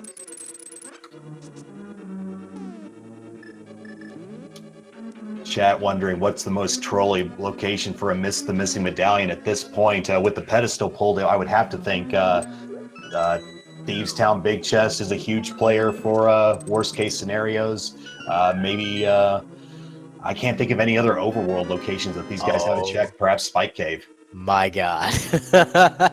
Ether Medallion on the right side of Ice Palace. Wow. We have a 33% chance of that being huge for Vinyl Knight here, and we're about to find that out here in mere moments. Here goes Benteezy taking his his Dark World portal into the Mire area. He is dashing to the north. He is going to step to the right, and we're going to find out that it's Ether Medallion for Mire. That is required. My gosh. And Tempered Sword for Vinyl Knight as well. So either of these plays paying off dividends for our respective runners here, but Vinyl Knight, wow, I can't believe the way this seed has come across. This is insane. Both runners making the critical plays here, and neither of them realizes just how crucial these are. This is incredible. Vinyl Knight has no way to know that Ether is required for Mire. Benteezy has no way to know that Ether is in Ice Palace. So this could potentially cause Benteezy to still full clear a whole bunch of dungeons that he really doesn't want to do, but all he's got left is Finishing Pod and Swamp and Ice. So really the only potential loss is if he decides to full clear Swamp before Ice. I feel like that's not that likely. Is Benteezy going to go ahead and get that last chest of Thieves Town? I can't imagine what else he'd be doing from this warp. If that's the case, that's going to be a huge time sink with what we know to be probably not something of value, unless it's something like Silver Arrows. Oh man, there's no way, right? There's no way he's doing this. He's heading towards the right. Okay. The real question is, what is he doing? Did he not do the chest? Did he not do hammer pegs? Oh, he didn't have the hammer when he came through here with the chest. Anyway, Cold Stare. That's happening on the left side. Vinyl is just not really having any problems with it. He's got the Tempered Sword, he's got Fire Rod, he's got half magic. He knows what he's doing. He has not failed to impress so far in this seed, and he continues right now, taking out Cold Stare and collecting a small key for his troubles, plus his next crystal. Just 3 left for him, and 4 left for Benteezy, excuse me. So this seed really kind of this second verse, same as the first here, with both runners each having what the other wants, but we'll just have to wait and see if they converge and relatively close to each other, or yeah, man, wow, I'm speechless at this point. I just don't know what more I can say about this. The way that the seed has gone for these two. Well, we know that Vinyl is in go mode, but he is in close to go mode. He just needs to go do Turtle Rock. The question is, will he do it? This play seems to suggest not necessarily. Benteezy, on the other hand, we know that he needs that Ether Medallion. He knows it now. He just has no idea where it is. So the question is whether he will go to Ice Palace. This play seems to suggest not quite. And it looks like Vinyl is setting up a swamp check at this juncture with that warp. Yeah, this is unfortunate. Swamp left side is going to cost him a bunch of time to check all those chests. This, of the two dungeons that he has left that he can access, this is the one that's going to waste a lot more time to not be able to go mode. So this does give Benteezy a very significant opportunity here to stay in it. The question at this point is if whether Benteezy elects to go swamp before ice. That's really going to be that's going to determine a lot at this point as far as the dungeon ordering for Ben. That's right. If he does do ice first, then he can avoid that swamp double dip. That swamp full clear. But will he? Oh, it feels like a double dip. Trust me. It's long enough to be one. This is a fleet to 2. He wants potions. He certainly has the funds and a bottle for it, so he'll definitely go ahead and pick up some health insurance, and looks like he'll empty out some bottles as well just to get that extra little dose. Yeah, never a bad play. If you've had any troubles at all in a given seed, you're already feeling behind. You know what? Just take the safety. And Ben is warping to 8. He is going to go to ice, and that is going to come up huge for him. Yeah, I would say this is... No, he's not! What? Oh, okay, he's going to finish pod first. Okay. But that warping would have you believe that ice is going to be next on his agenda, you would think. But we'll just have to wait and see how he's feeling after pod here. Yeah, that play wouldn't surprise me for sure. I think if you have to choose between ice and swamp, I feel like so many people have such negative feelings towards swamp with regard to doing it in go mode versus full clearing it, that ice would definitely be top of most people's minds. So I'm sure that's what we'll see next. But in the meantime, Vinyl is going to find what there is to find in swamp. Maybe another sword. I guess that would be nice, a silver arrows or something. Yeah, with tempered silver, I mean, silvers would be nice. And gosh, it's really outside of all these places these players have checked. There's a good chance they may run into it here. Either that, or it could be buried in Ganon's tower. Meanwhile, we've got Benteezy now quickly dashing towards the back side of pod, probably making a beeline for the Helmasaur King. Yeah, and same deal as far as his key count and where he has to actually go. He already knows that the big key chest will have a vanilla key, so he can just continue to the back and finish the dungeon. Meanwhile, Vinyl is not opting to do the left side, as far as I just saw. Yeah, making a beeline for the 4 chests or 4 locations in this back side here. Of course, you do not need the big key to get to the boss here, so he is electing to just go ahead and get this portion. It'll be a matter of whether he decides to walk back in to complete the left side, which he'll have to face that conundrum, as he will not be finding the item he's looking for, as we know, with the benefit of a dual vision here. Yeah, I wonder if this is kind of a different kind of hedge play. Earlier, he did Eastern because he wanted to make sure that he didn't get ruined if an important item was there. Here, maybe he's saying, I don't want to do the left side of Swamp because I don't want to get ruined if that's just a big waste of time. So, possibly that's what's on his mind, but in either case, this is, we know it's a good play for him. And as he finishes up here, Benteezy is going to finish up pod. We should see them coming out of their respective dungeons at pretty similar times, and then seems likely that Benteezy is heading to Ice Palace. Will Vinyl make the immediate play to head to Turtle Rock, or will he get second thoughts about this left side of Swamp? That is what remains to be seen here. Now let's see if Vital Knight performs a one cycle kill of Argus. Color me so impressed, and oh my gosh.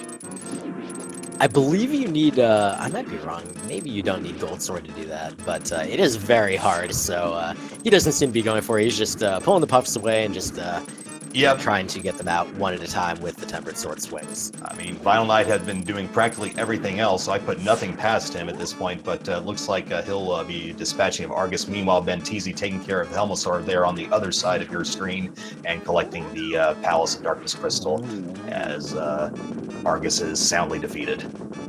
He makes his arg sound as he takes a fall. Vinyl collects a crystal. Benteezy collects a crystal. They're down to 2 on the left and 3 on the right, respectively. Benteezy mirroring out. He is going to bust out that flute. And is he still heading to 8? Yes.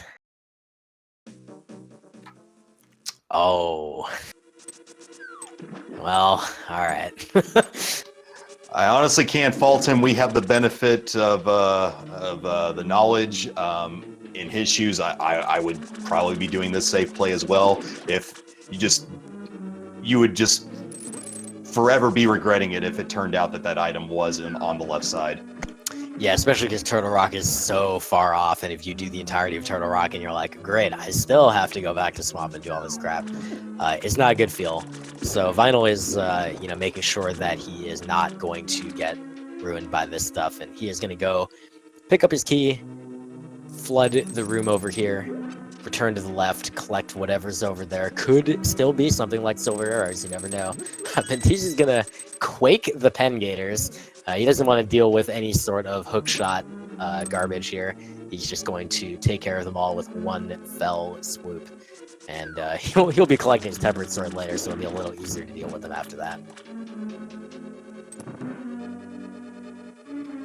No question about it. And while our runners are making their respective progression through their respective dungeons, I'd like to welcome you to give these guys a follow. Both of these guys are clearly deserving of it with the way that they've been performing in this race so far. Yeah, both runners have put on a great show so far. Benteezy showing off his level of skill and also some, entertainment at, kind of his reactions to the frustrations of this seed. And Vinyl is just showing us what he's capable of after only 4 months of really playing Randomizer, as well as his practice of no major glitches. Both runners really put on a great show. Now we're going to get to this left side of Swamp. Benteezy pulling off no Ice Palace bomb jump. He's pulling off the walk over the red pegs, as he does have access to the Cane of Samaria, which means he can actually just skip the Ice Palace bomb jump since he's planning to full clear the dungeon. Absolutely. So we have Vinyl now taking the dive. Let's see what the left side has in store. We just have 20 rupees so far. Oh, did he already get the right? I must have missed it. Pardon that. I don't believe that he did. He may have forgotten the item. Oh, no. I'm dumb. He's probably been counting items. He probably. Oh, sure. Okay, yeah.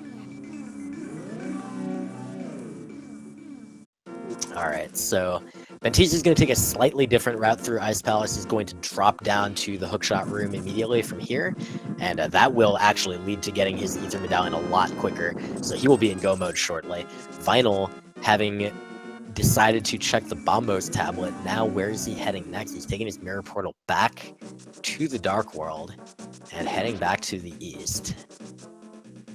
Now, with Benteezy achieving Gomo, he will obviously have the advantage, and what puts further salt into the wound for Vinyl Knight is he will now have the luxury of go-moding both Swamp and Mire, which with Vinyl full clearing Swamp, that is going to be a huge swing in Benteezy's favor. Yeah, and this is where you basically start thinking Benteezy has a pretty good shot at pulling away. Both runners have shown really good execution, but we know Benteezy's qualifications in this regard, so he's going to be able to put his full no major glitches experience to use, as he is in go mode as of 1 hour and 42 minutes and change. So Benteezy is off to the races. He just needs to finish Ice, finish Swamp, finish Mire, and he will be on his way to Gan's Tower. Vinyl Knight is heading back to Kakariko. I'm not 100% sure what he's checking right now. I know he has done Magic Powder.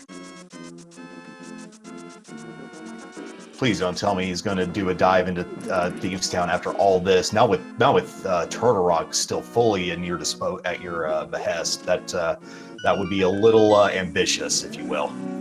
Yeah, that would be a very unfortunate moment. Ben needs to just take a quick swing over to the right there into that room towards the iced tea chest just to pick up his small key to be able to continue down into the bottom section, and he'll whip out his cane. And looks like Vinyl Knight is checking Graveyard Ledge. So that's something that Benteezy already checked, and unfortunately we know is nothing. Is unfortunately just kind of a time-consuming thing for Vinyl right now. He just really needs to get to Turtle Rock. Unfortunately, no way for him to know it. And what we have seen so far, he's kind of taking a cautious approach. He's just making sure he's not leaving any stone unturned here. Yeah, and definitely having the conservative element of wanting to save, if at all possible, Turtle Rock for last, so you can quickly segue into Ganon's Tower. Of course, we know that the seed is not very accommodating of that particular routing. Very quick execution of Cold Stare by Benteezy. He busts out his mirrors. He will be shortly returning to the light world, but Vinyl saving and quitting, and he is on his way up Death Mountain. I really hope we're not going to see that that Spike Cave check. I really hope, Vinyl. Please, friend. Maybe he's just using. He could be just using this to access Turtle Rock. Hopefully. I mean, he could be. That's for sure. I mean, he still has to open the portal, so this is not an invalid way of accessing it. And it looks like that's exactly what he's doing. So a bullet dodge there for the camp of Vinyl Knight. Meanwhile, Benteezy is... is Vinyl Knight going to go into Hera? Is that what he's going to do? Oh, man. I hope not, he but... hasn't checked it yet. It's right there. Is he just going to... It's pretty tempting. I mean, no, okay. He is just say, oh, yep, okay. Oh, he fell for temptation. Yeah, Hera's a tough one. It's it's very tempting to take a look in Hera, and even if it's a pendant, honestly, sometimes just clear it. In this situation, I think the difference between a runner like Benteezy, he's been doing this in already one tournament and also just for many months, he would probably say, I don't need to do this right now, I'm going to focus on crystals. And Vinyl instead is saying, I don't want to take the risk that this is it, and it's such a fast dungeon. So this is not going to pay off for Vinyl. Like, it's a justifiable play, but this unfortunately is just going to put a little bit more of a gap between him and Benteezy right now. Yeah, absolutely. And here we see Benteezy going to do just the absolute minimum necessary to get Swamp Palace done and dusted. We're just going to see this flood, and then he's just going to be making a beeline to Argus on his way to Mire thereafter, as we have mentioned, is absolutely in go mode, which Vinyl Knight was desperate to find. Well, I do really like this play by Vinyl. He collects the second non-dungeon item out of Hera, and he says, that's it, I'm done. So he just moves right along, and he will continue on to Turtle Rock. So definitely a good play for him. Obviously not paying off in terms of the time investment there, but he had no way of knowing that it could have been one of the items in Hera. So, there are worse plays. Mm-hmm. And I don't believe he has the knowledge of the pedestal location. So, not the craziest of gambles, but still some level of a risk there with him electing not to take out Muldorm, which is to his benefit as he is diving into Turtle Rock post-haste.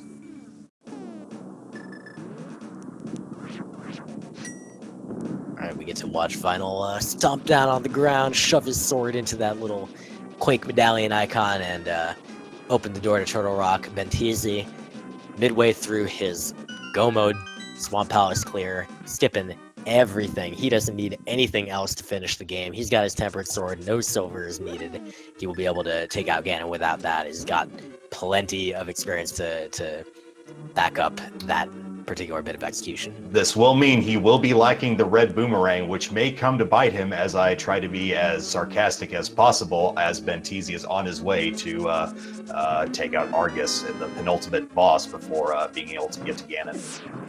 Vinyl taking a lot of damage so far. He had taken a bunch on the overworld and just took a laser hit here. So despite having the blue mail, he's in a little bit of a scary situation. 2 hearts.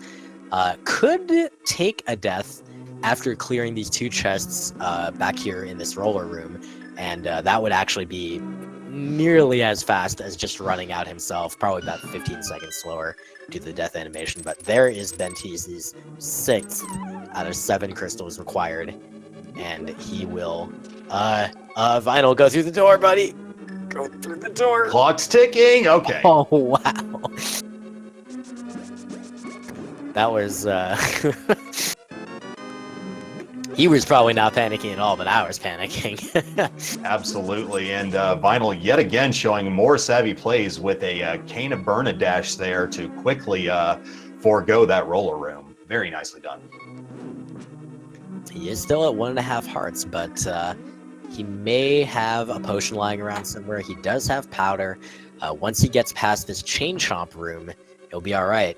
But the Chain Chomp room has a small key, so he needs to deal with them, and that can always be pretty scary. Looks like he's going to take the safety strat of using the Cane Burn, but he can't because that Cane of Samaria is going to be needed in order to get these switches manipulated properly. So it looks like now he's going to switch to the Cane. Very nicely placed Cane of Samaria block to time out those switches.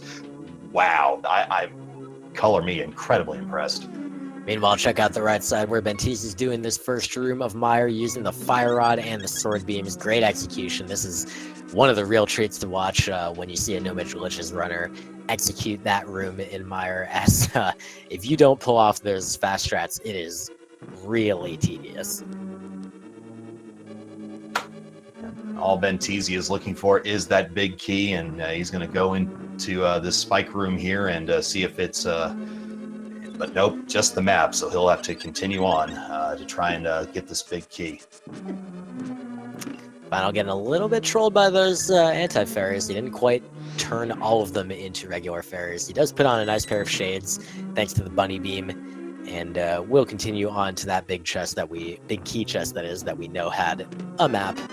So he'll get that and continue on his way to the end of the dungeon. He will almost certainly be full clearing anything. He will get to go mode here, but unfortunately Benteezy is already working his way through Mire, and it looks like a slow one. That's not really going to help either runner. They're just going to have to do all of it, both of them.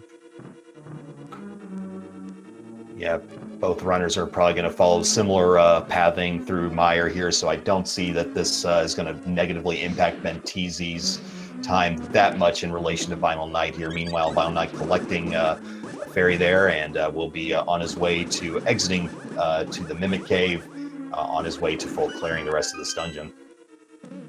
Also demonstrating just how annoying those Pokies are, because those heads, once they start moving around, they have like 1 billion HP, and they're just really annoying and get away from you, but he's making his way through. We'll head outside. Would not be surprised to see the Mimic Cave check, since obviously he still has the required item for go mode. But and he's thinking about it, but yeah, there it is. There's the mirror usage. Well, Benteezy getting through this cutscene of the room wall being shifted over to the right, and we'll see if the big key is in the vanilla location. It is. Of course it is. Why wouldn't it be? So now Benteezy will be making his way through this back door, continuing into the deeper parts of Mire. Fortunately, having that lamp from much earlier in the seed, Mire Dark Room is probably among some of the tougher ones. Certainly wouldn't be surprised if Benteezy were very confident with his Mire Dark Rooms, but certainly nice to have the lamp when you can.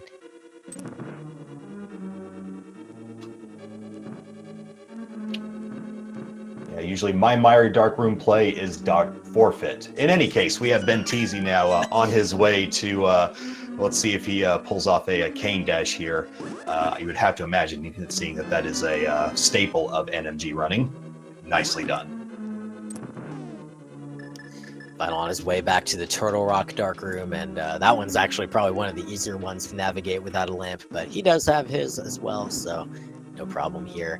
A little bit of a flub with the cane block, but that's not too huge of a deal. You'll be able to finish this off pretty quickly. I will be interested to see how he handles the laser bridge as... Okay, and it looks like he'll just pick up the full magic refill right here, so that'll give him plenty of magic to use Cane of Burna to navigate the laser bridge and pick up his, unfortunately, nothing. Benteezy, meanwhile, will take a quick fall, but he'll make his way over to the door to Vitreous momentarily. Let's see what method of Vitreous kill. I would have to think he's going to abuse some invincibility frames. Indeed, he does, to get some very nicely placed sword slashes for a quick dispatch of Vitreous. That was expertly accomplished, and now he puts 8 arrows into the eyeball and slashes a couple times just for fun and enjoyment. Picks up his compass and his 7th crystal. That B button of his absolutely taking the brunt of his frustrations that this seed has put upon him here, as he is now on his way to Ganon's Tower at about the 115th minute of play. Thanks to some very trolly placement of some items that Benteezy just could not make due to some rupee count issues. Well, you know what that means. We're heading to Ganon's Tower, and we're going to find out where that last required item for Benteezy is, the Ganon's Tower Big Key. So go ahead and type into chat your guess as to the chest in which Benteezy will find that big key as he traverses Ganon's Tower. It'll be determined by the order that he does it, so we'll see where he ends up finding that. As he'll climb Death Mountain again. Meanwhile, Vinyl is finishing up Turtle Rock and will be getting to Trinex shortly and acquiring his flute, which will finally put him into go mode. Absolutely here, and I have elected to go with hopefully maybe the seed finally showing some mercy with the first item, Big Key, but knowing the way that this seed is going, it'll probably just be another set of 3 bombs. I'm going to take my guess at that big key, and I'm going to say it's going to be in the fire snake room, after the chest that you hookshot over to. That's where I think it's going to be. Just as much right to be there as anywhere else. Just, come on, not tile room. Come on, Seed. You're not that rude. Please. Good old 22. I saw a number of guesses for 22 in the chat. Vinyl making quick work of Trinex. Good execution there. Picks up his flute. He's in go mode at 155.52 into this piece.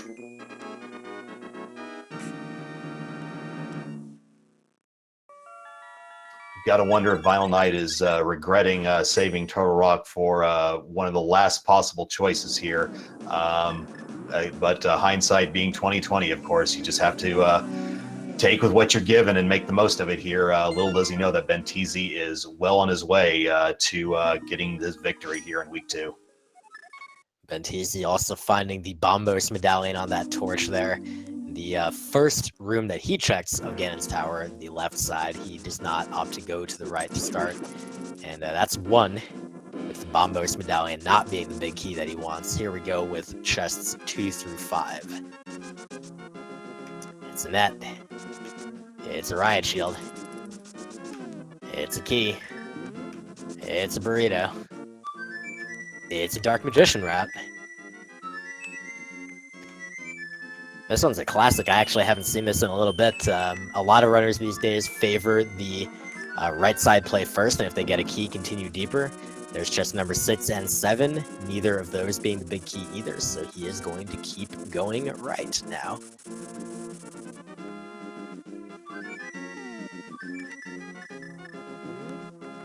Oh, he didn't check towel room. Yeah, what gives? I don't get it. Oh, well. He's going to obviously progress now to get the first 4, presumably proceed through the remainder of right side to Ice Armos Knights if the big key will elude him from that point forward. All right, Vinyl, having picked up his flute, says this is a great time for a shopping trip. So he collects a couple potions, gets a health refill. Here are chests 8 through 11, number 8 containing the big key.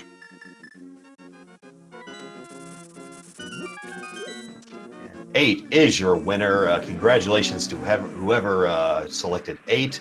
It looks like nobody did. It looks like we have a guess of 7 from Zinc Finger will be the winner in chat. So congratulations to Zinc. And meanwhile, Benteezy celebrates the conclusion of the big key guessing game by heading up the center of the tower.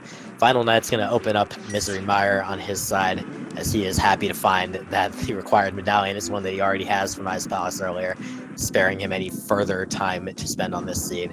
Unfortunately, it's going to be a long one for him, but we'll get to watch Benteezy navigate the gauntlet meanwhile, which is always a treat.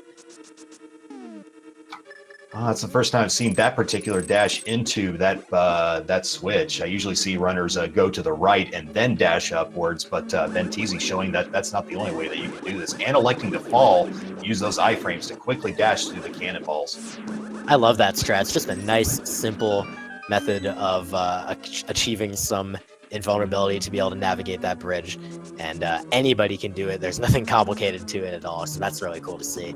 Meanwhile, getting trolled a little bit by the Stealthos' Stealthi? I don't know, whatever. In that first room. Second room, a little bit smoother for him. Third room, probably going to see him dash across here, take out that second Zazek, and then get the third with a slash.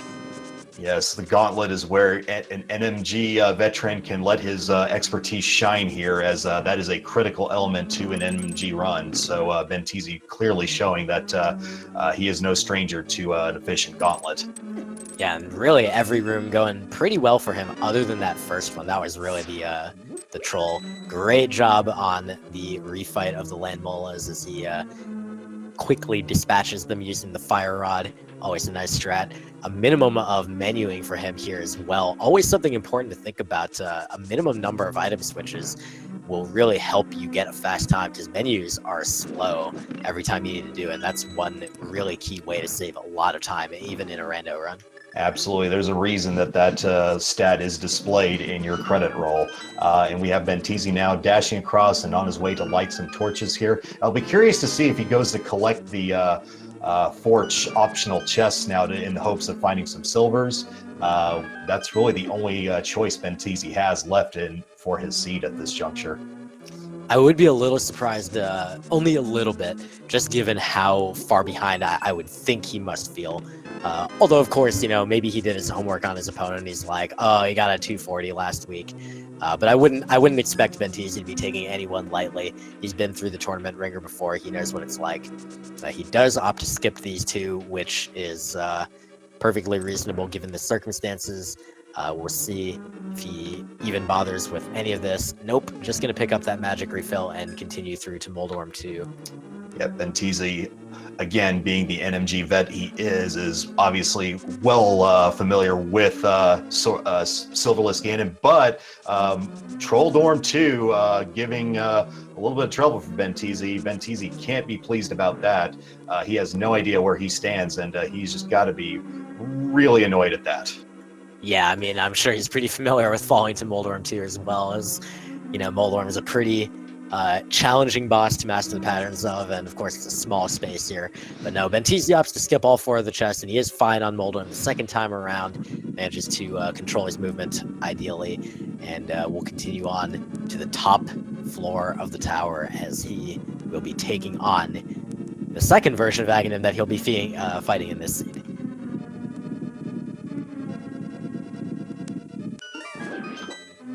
Oh, what is that position? Come on, Aga.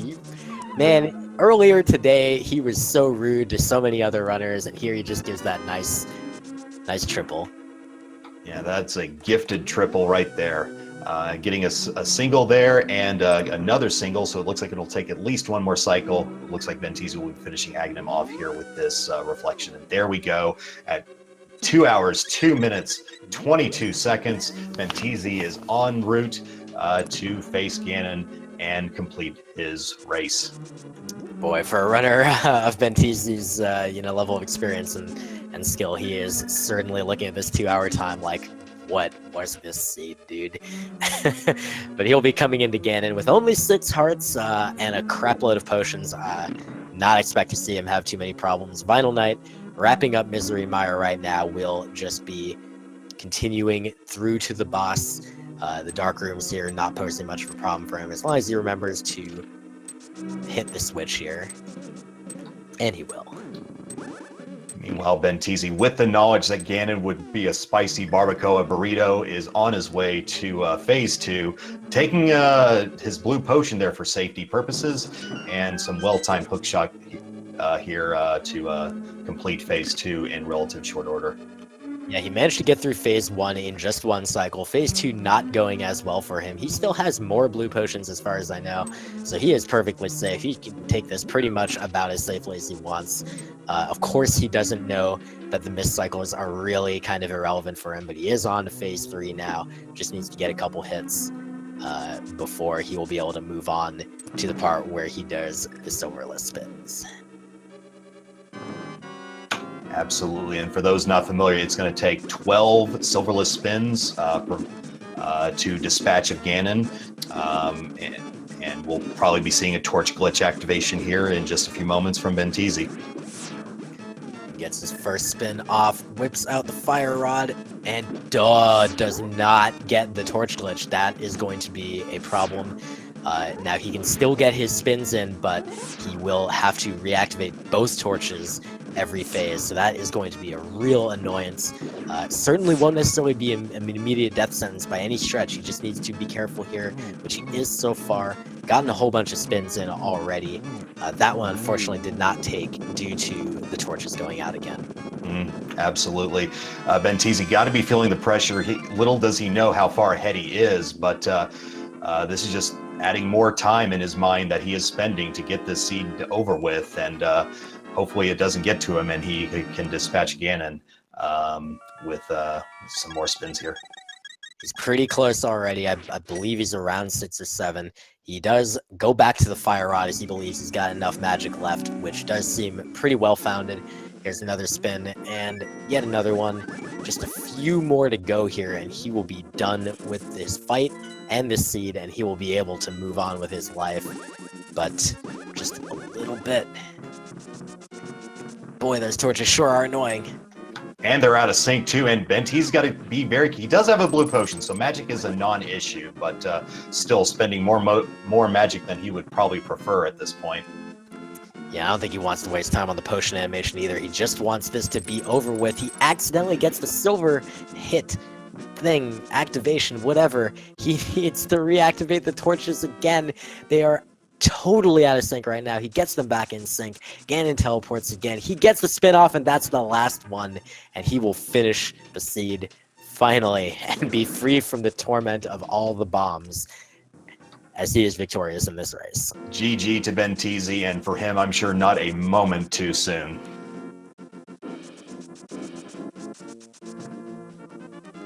There it is, coming in just over 2 hours and 6 minutes. He will be... That is about as apropos of an ending text as you're gonna get. Wow. Well, Vinyl Knight, unfortunately, will take the loss today, but he played very well.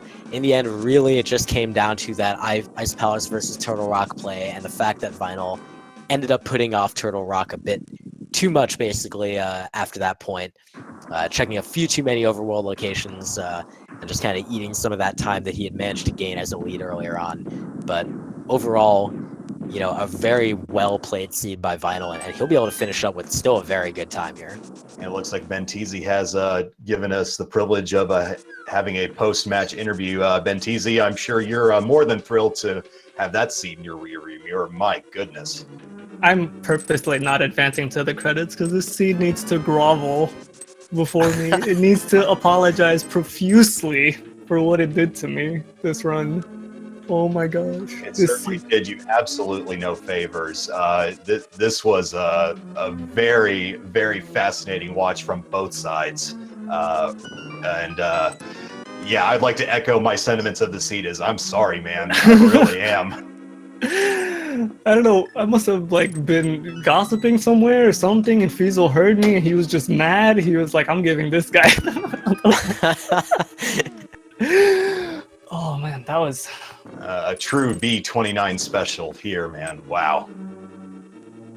And I feel like for the first like 50 minutes of the run, I made the higher percentage play and got wrong like every time. It was so frustrating. Like when I went to Dark World and I was like, I have exactly enough rupees to either do digging game or pod, and then I go to pod and don't get my boots for like an extra 30 minutes because I chose that. Oh my gosh. And of course, the boots were blocking the entire line of progression because of the sword and King's Tomb. That was crazy. Sword and King's Tomb, Hammer at Lumberjacks, Flute and Turtle Rock, which was Hammerlocked, and Ether and Ice Palace, which was Hammerlocked. I do think the seed made a little more sense initially, only if you had that initial knowledge of the hammer being a lumberjack. Otherwise, yeah, it was real rude. It's just garbage from start to finish. Yeah, it was real fascinating. In the first half of this race, both of you guys, I mean, the combined knowledge of you two would have gotten this seed done probably as quickly as possible. Vinyl Knight getting the digging game in and getting the boots, but not having other items that you had collected. And then later on, you found the flute, whereas Vinyl Knight had, both halves, both you guys had what the other wanted. It was really fascinating to see when that all converged on itself. I'm sorry, guys. I'll advance the credits. I'm getting yelled at in chat. Yeah, you do need to actually show that, I guess. But in the meantime, while Vinyl is working his way through Ganon's tower, he does opt to go with the more standard right side first, then left side. So he's unfortunately going to be heading to Ice Armos before he finds his big key. But I want to go back to the beginning of the seed with the bombs escape. And I want to ask... I hate that so much. I hate approximately it. how much work have you put into that? I've played a total of like 6 seeds since V29 came out, and I've gotten that maybe once or twice. Perfect. Like it's... And the thing is, I thought the fix that they made was really good. Like, the fix that they made originally was you get 15 bombs instead of 10. But then I guess people were still messing that up and running out of bombs. So then they made it so you only get 10, but if you die, you get more bombs. So when I only had 1, I was like, if I miss this key rat, I'm gonna have to kill myself and do all of sewers again. So I might as well just death warp now and get the 3. Like, and it was just like, it was so frustrating. I mean, that turned out to be a really good play. I really like the the heads up nature of that, just like being aware of that particular change. And then of course, there were so many things, but like the rupees just kind of coming into play with oh my god, the rupee management was so hard this seed. And then I got so unlucky in Kakariko. Like I normally don't even get the crab, but I was so low on bombs that I was like, I'm gonna pull the tree, and then I'm gonna get the crab, and then I'm gonna kill the crab so I can pull the tree again. Missed the crab. Then I go into Blind's house and I'm like, okay, I have 1 bomb. Maybe somewhere in Blind's house or the well, I'll get more bombs. Don't get any bombs. Go buy from the bottle vendor. He's like, oh, here's some bombs. I'm like, you freaking jerk. I needed those like 20 seconds ago. I had to double back. And then, like, I feel like I had like a lot of nuanced decision making in this run that a lot of people might not like know about. Like knowing that Montila had the second item, even though there was a chest in the catwalk. Like I think that saved me a little bit of time. Like knowing where the big key was in Mire based on the small key being in the compass chest. I think that saved me some time. That's some really great points. Actually, I wanna even ask about that Skull Woods one, because both of these are really great points, but the Skull Woods one in particular I don't know about. So can you tell us, both me and also the chat, like tell us about what the details of that are? So basically, because I got both dungeon items, there's only 3 items left in the dungeon: a small key, a big key, and the item, right? Montila cannot have a small key or a big key leading into a small key. So that means the other chest has to be a small key if those are your only 2 chests left, and Montila, and you're still missing a small key. So that's why I like paused on my way out of Skullwoods. I was like, wait a minute, I don't have any keys. That means there's still a key left in one of the chests, which means it's in the catwalk, and that's why I turned around, because Montila can't have a small key. So even if Montila has the big key, like the item would just be in the big chest. In which case I would still need to kill Montila, and I didn't have a sword at the time, so I couldn't. So that was that. And then in Mire, there's just a little quirk with the randomizer that is, like if there's a small key in the compass chest, the big key is always vanilla. That's just like something that's been around for like even since the last tournament. I think Amazing Ampharos pointed it out initially to us or something. Yeah, it's because both of those chests are assumed to require 3 keys. However, if the big key's in there, like one of the small key doors that you can waste a key on is blocked by the big key door. So if you get the big key in those two chests, then you can also get a small key. That's the only situation that allows that. The compass room is the one that you have to light the 4 torches to get to. So like, actually, I always do that before the railing because it saves me having to walk back to the railing bridge. Like if there's a key there, so I always like light the 4 torches and then I open the chest. And if it's a small key, I just go to the vanilla big key. And if it's not, then I go back out to the right and like do the railing on the right side and hope it's not at vanilla. Some very sage insight here from Benteezy. Meanwhile, Vinyl Knight running out of arrows on his way up Ganon's tower, and that's going to really No, there's an arrow pot right there. No, he could have just picked up the pot. There's 5 arrows in that room. Oh, there's also, of course, there's also the shovel, which he does have access to. We'll see if he, this is one of those things where you, like that experience level, not having run into this situation before, you might not have the knowledge to be able to quickly recover from this. We'll see how this goes for him. Hopefully he'll find his arrows pretty soon, or remember that the shovel affords him that. Yeah, one of the few times Vinyl Knight has shown his relative inexperience in compared to someone like his opponent Benteezy here, but Vinyl Knight very impressive throughout this race. I thought I had lost for sure.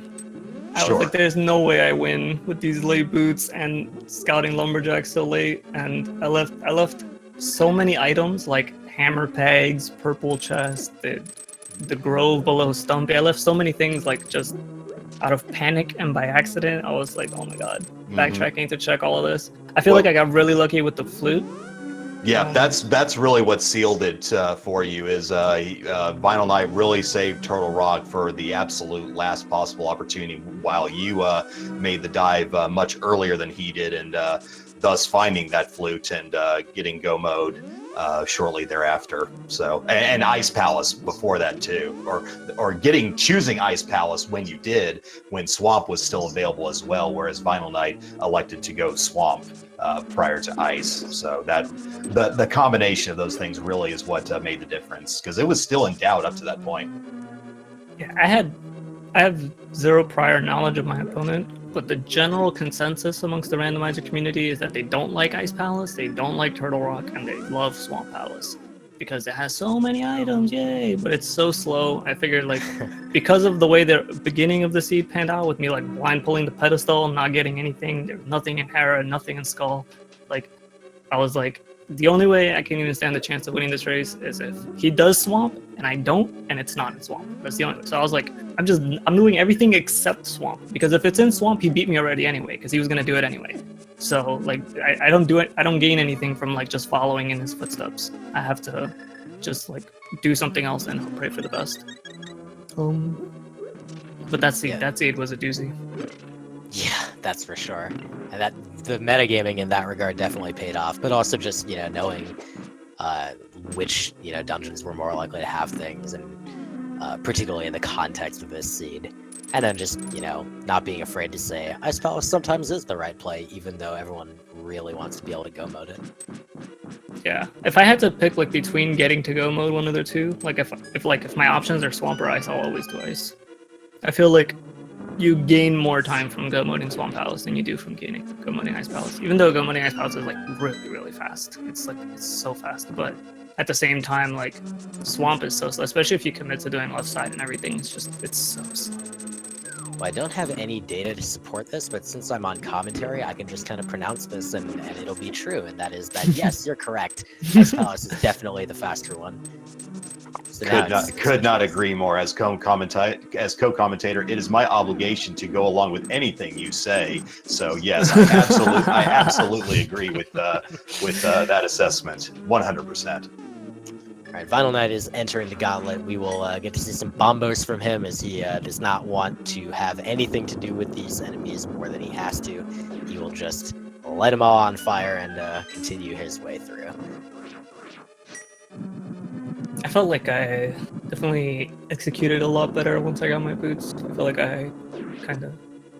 It's hard to deal with the lag of Randomizer, because like getting stuff like the fire shield and the blue mail just like adds like very small amounts of lag that mess with your NMG muscle memory. But like I think I had a pretty decent cold stare, pretty decent Vitreous, good Master Sword try next, a good Ganon Sour, except for like falling on Moldorm. And then just Ganon, I choked up a little bit at the end. I was so scared. Like the more spins I missed, I was like, no, stop missing. Yeah, and certainly, of course, you don't get to find out how close behind your opponent is or is not, so you had no way to know that you had a very substantial advantage at that point. But boy, at one point during this race, it was not that substantial. As close as when you guys were both doing Agahnim, he was actually ahead. But yeah, the Turtle Rock versus Ice Palace play really being the key moment there. Oof, man, Vinyl getting hit by the little shots from that thing, even when he's facing it with the mirror shield out. That's kind of lame, game. Come on. Play fair. I always like how Link to the Past in general lets you kind of like demonstrate your emotions a little bit through the way you control your character. I'm sure you guys saw me like bomb a couple chests and like. Yeah, once or twice. that response to the pedestal pull was absolutely perfect. Slashing the boots a billion times when I finally found them. Like, I shot a chest with an arrow. I think there was a mirror, maybe. I don't remember. I just know like this whole scene was just like out to get me. It was so frustrating.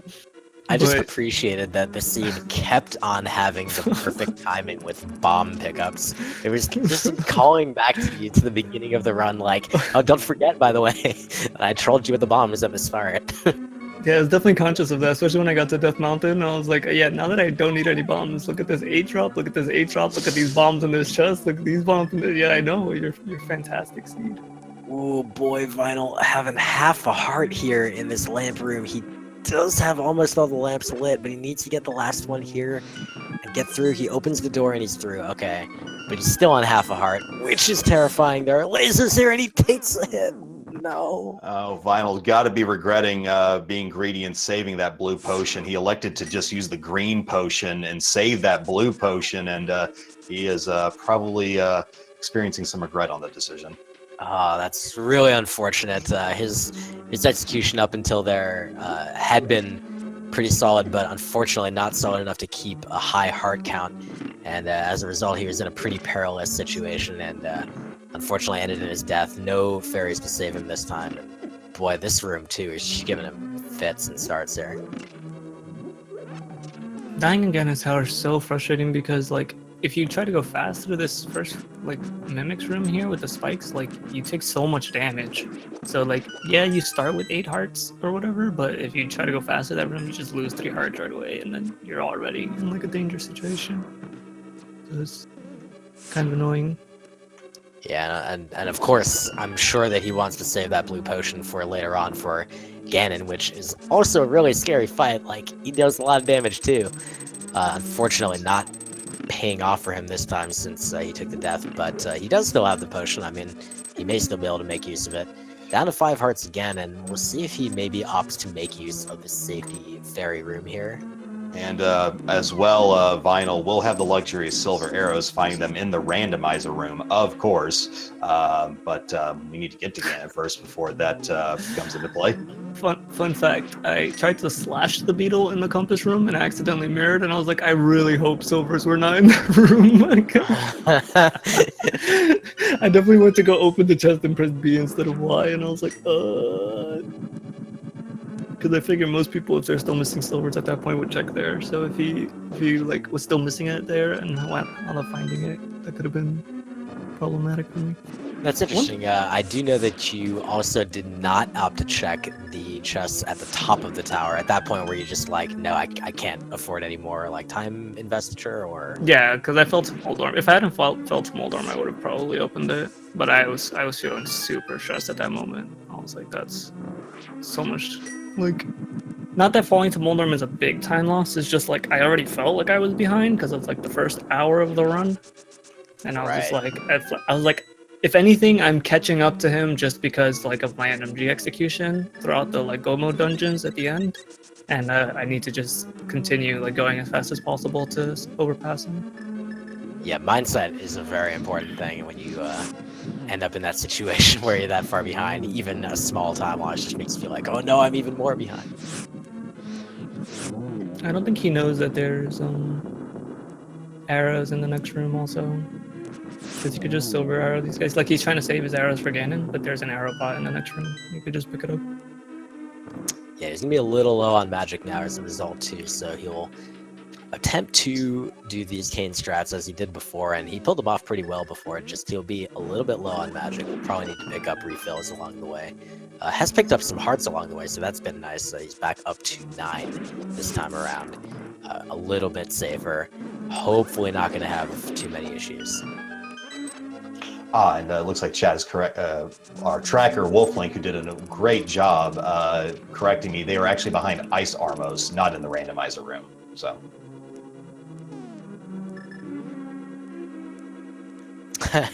I didn't even realize a minute ago. It took me a minute to realize, but Vinyl actually like went out of his way to pick up the Bombos medallion that was on the torch. I forgot about that. Now he needs to get this magic, lights the last torch, and heads on through. This time he's got 8 hearts, so it's a little bit safer. Just needs to not step in the path of an eye laser. There we go.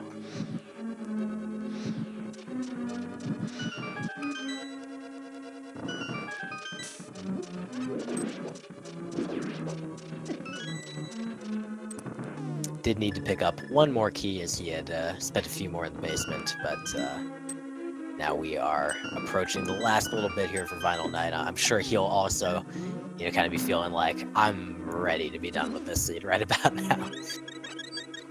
I'm sure they were feeling that around probably 50 minutes in, honestly.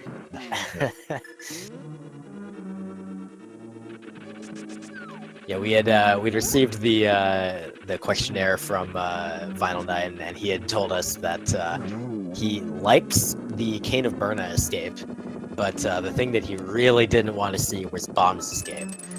So right after we talked about that, naturally the two of you guys found the bombs.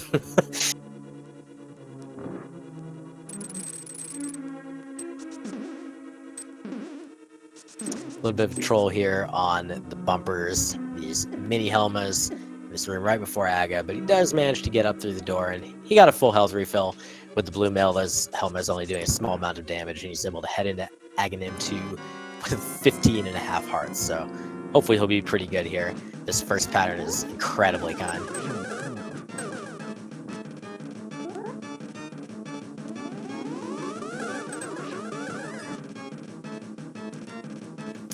Looks like a 2 and a 0 there on the second one. Unfortunately, just got a little bit messed up by that pattern. But another 2 there, so just 2 more hits for him. Aga 2 will be toast.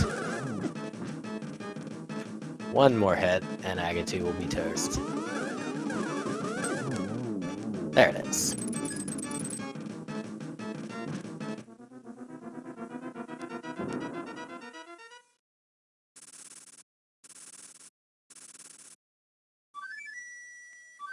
Well, for Vinyl Knight's sake, what I'd love to see right now is an incredibly clean and, basically optimal execution of Ganon. This is something that he has mentioned that he's practiced a lot on his Twitter feed that I've seen.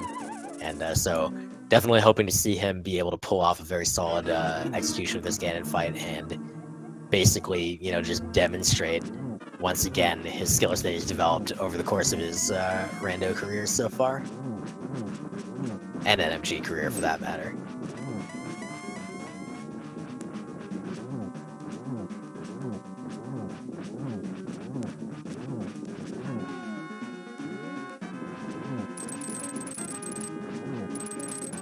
He used the hook shot to invulnerability his way through those rings of fire bats. And again, through the fire bats there. So working his way through phase 2 does miss an opportunity to get a 1 cycle, but that's pretty challenging. He didn't really get a position that would have really allowed that either. And here we are to phase 3, just after a couple of necessary sword slashes here. We'll get to see Ganon get his question answered on did you find the silver arrows with a couple of those arrows right to his face. 4 silvers needed. He will be getting to that very shortly. He's got 3 hits down, and there's the 4th. Did you find the silver arrows in my tower? As it happens, Ganon, yes, we did. Oh no, he misses the torch glitch despite being right there. Just bad timing, unfortunately, but again, that won't be too huge a deal as he just needs to stick the pig. Yeah. Perhaps Ganon's incoming teleport right on top of him may have kind of freaked him out there as well and prevented him from activating that glitch. But it should not be that big of an issue. Just 3 more arrows into a frozen Ganon here should be enough. Does he get the double? He does. Very nice double there from Final Night. Yep, and there is number 4 and the final hit onto Ganon. He is going to perch right up near the top where the stairs will appear, but not too high to make sure that the stairs will actually spawn. But he is done. He will be finishing up momentarily, and GG to Vinyl Knight on completing his race. Just around that 229 mark, probably just slightly below. And the Seed apologizes to him, but we'll see whether or not he's feeling charitable tonight. GG's to him. Yes, absolutely. And that apology is the least the Seed could do to make up for the numerous wrongs it is bestowed upon both of our runners here. We'll see if Vinyl has interest in joining us for chat here. But, you know, in the meantime, I'd just love to mention that, you know, both of these runners put on a great show tonight. They both played very well. And, you know, Vinyl in particular really showing off just how quickly you can get good at this game, both in Randomizer and, of course, in the speedrun in general. So hopefully, you know, we'll be able to talk to him. But in either case, please follow both of these runners and, you know, check out more great Randomizer content, or really whatever it is that they're going to provide to you on their streams. Absolutely here. And I would like to also give another shout out here to our tracker, Wolflink. Once again, thank you so much for keeping an eye on things for us here. Yeah, thanks guys for continuing to watch here. There's plenty of Randomizer content. I believe we are done for the evening. We'll be taking a brief respite before resuming our week 2 matches tomorrow morning. Feel free to follow all of the Speed Gaming Network channels, as well as the link to the past Randomizer channels. And give these runners a follow if you'd like to see any more of their exploits.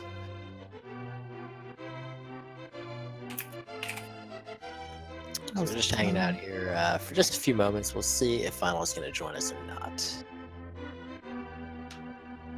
He does say that he'll be interested in joining, so we'll get that sorted out in just a few moments, and stick around because I definitely am interested to hear how Vinyl felt about that seed.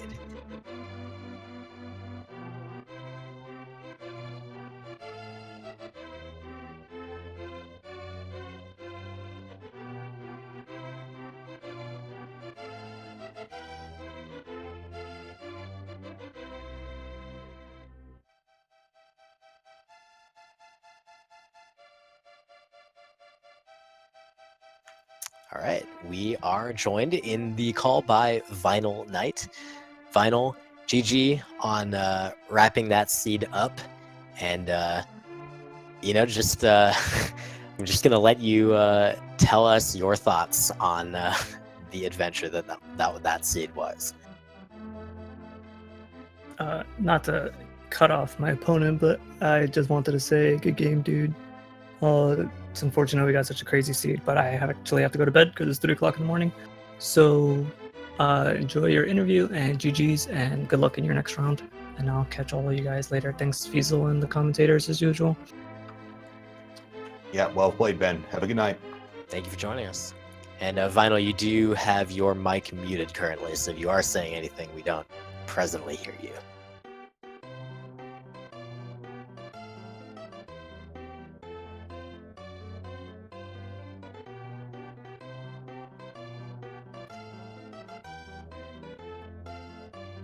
Okay, it does appear to be unmuted now. But we don't hear Vinyl yet.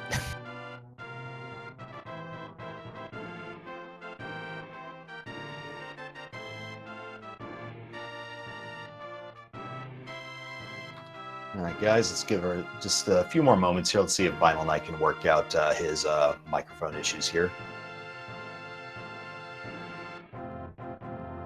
In the meantime, let's just kind of do a quick retrospective on this Seed City. We started with Bomb's escape. We started with that knowledge from Vinyl that the hammer was on that lumberjack ledge, and we kind of progressed from there. But where did this seed take us? What did we go through?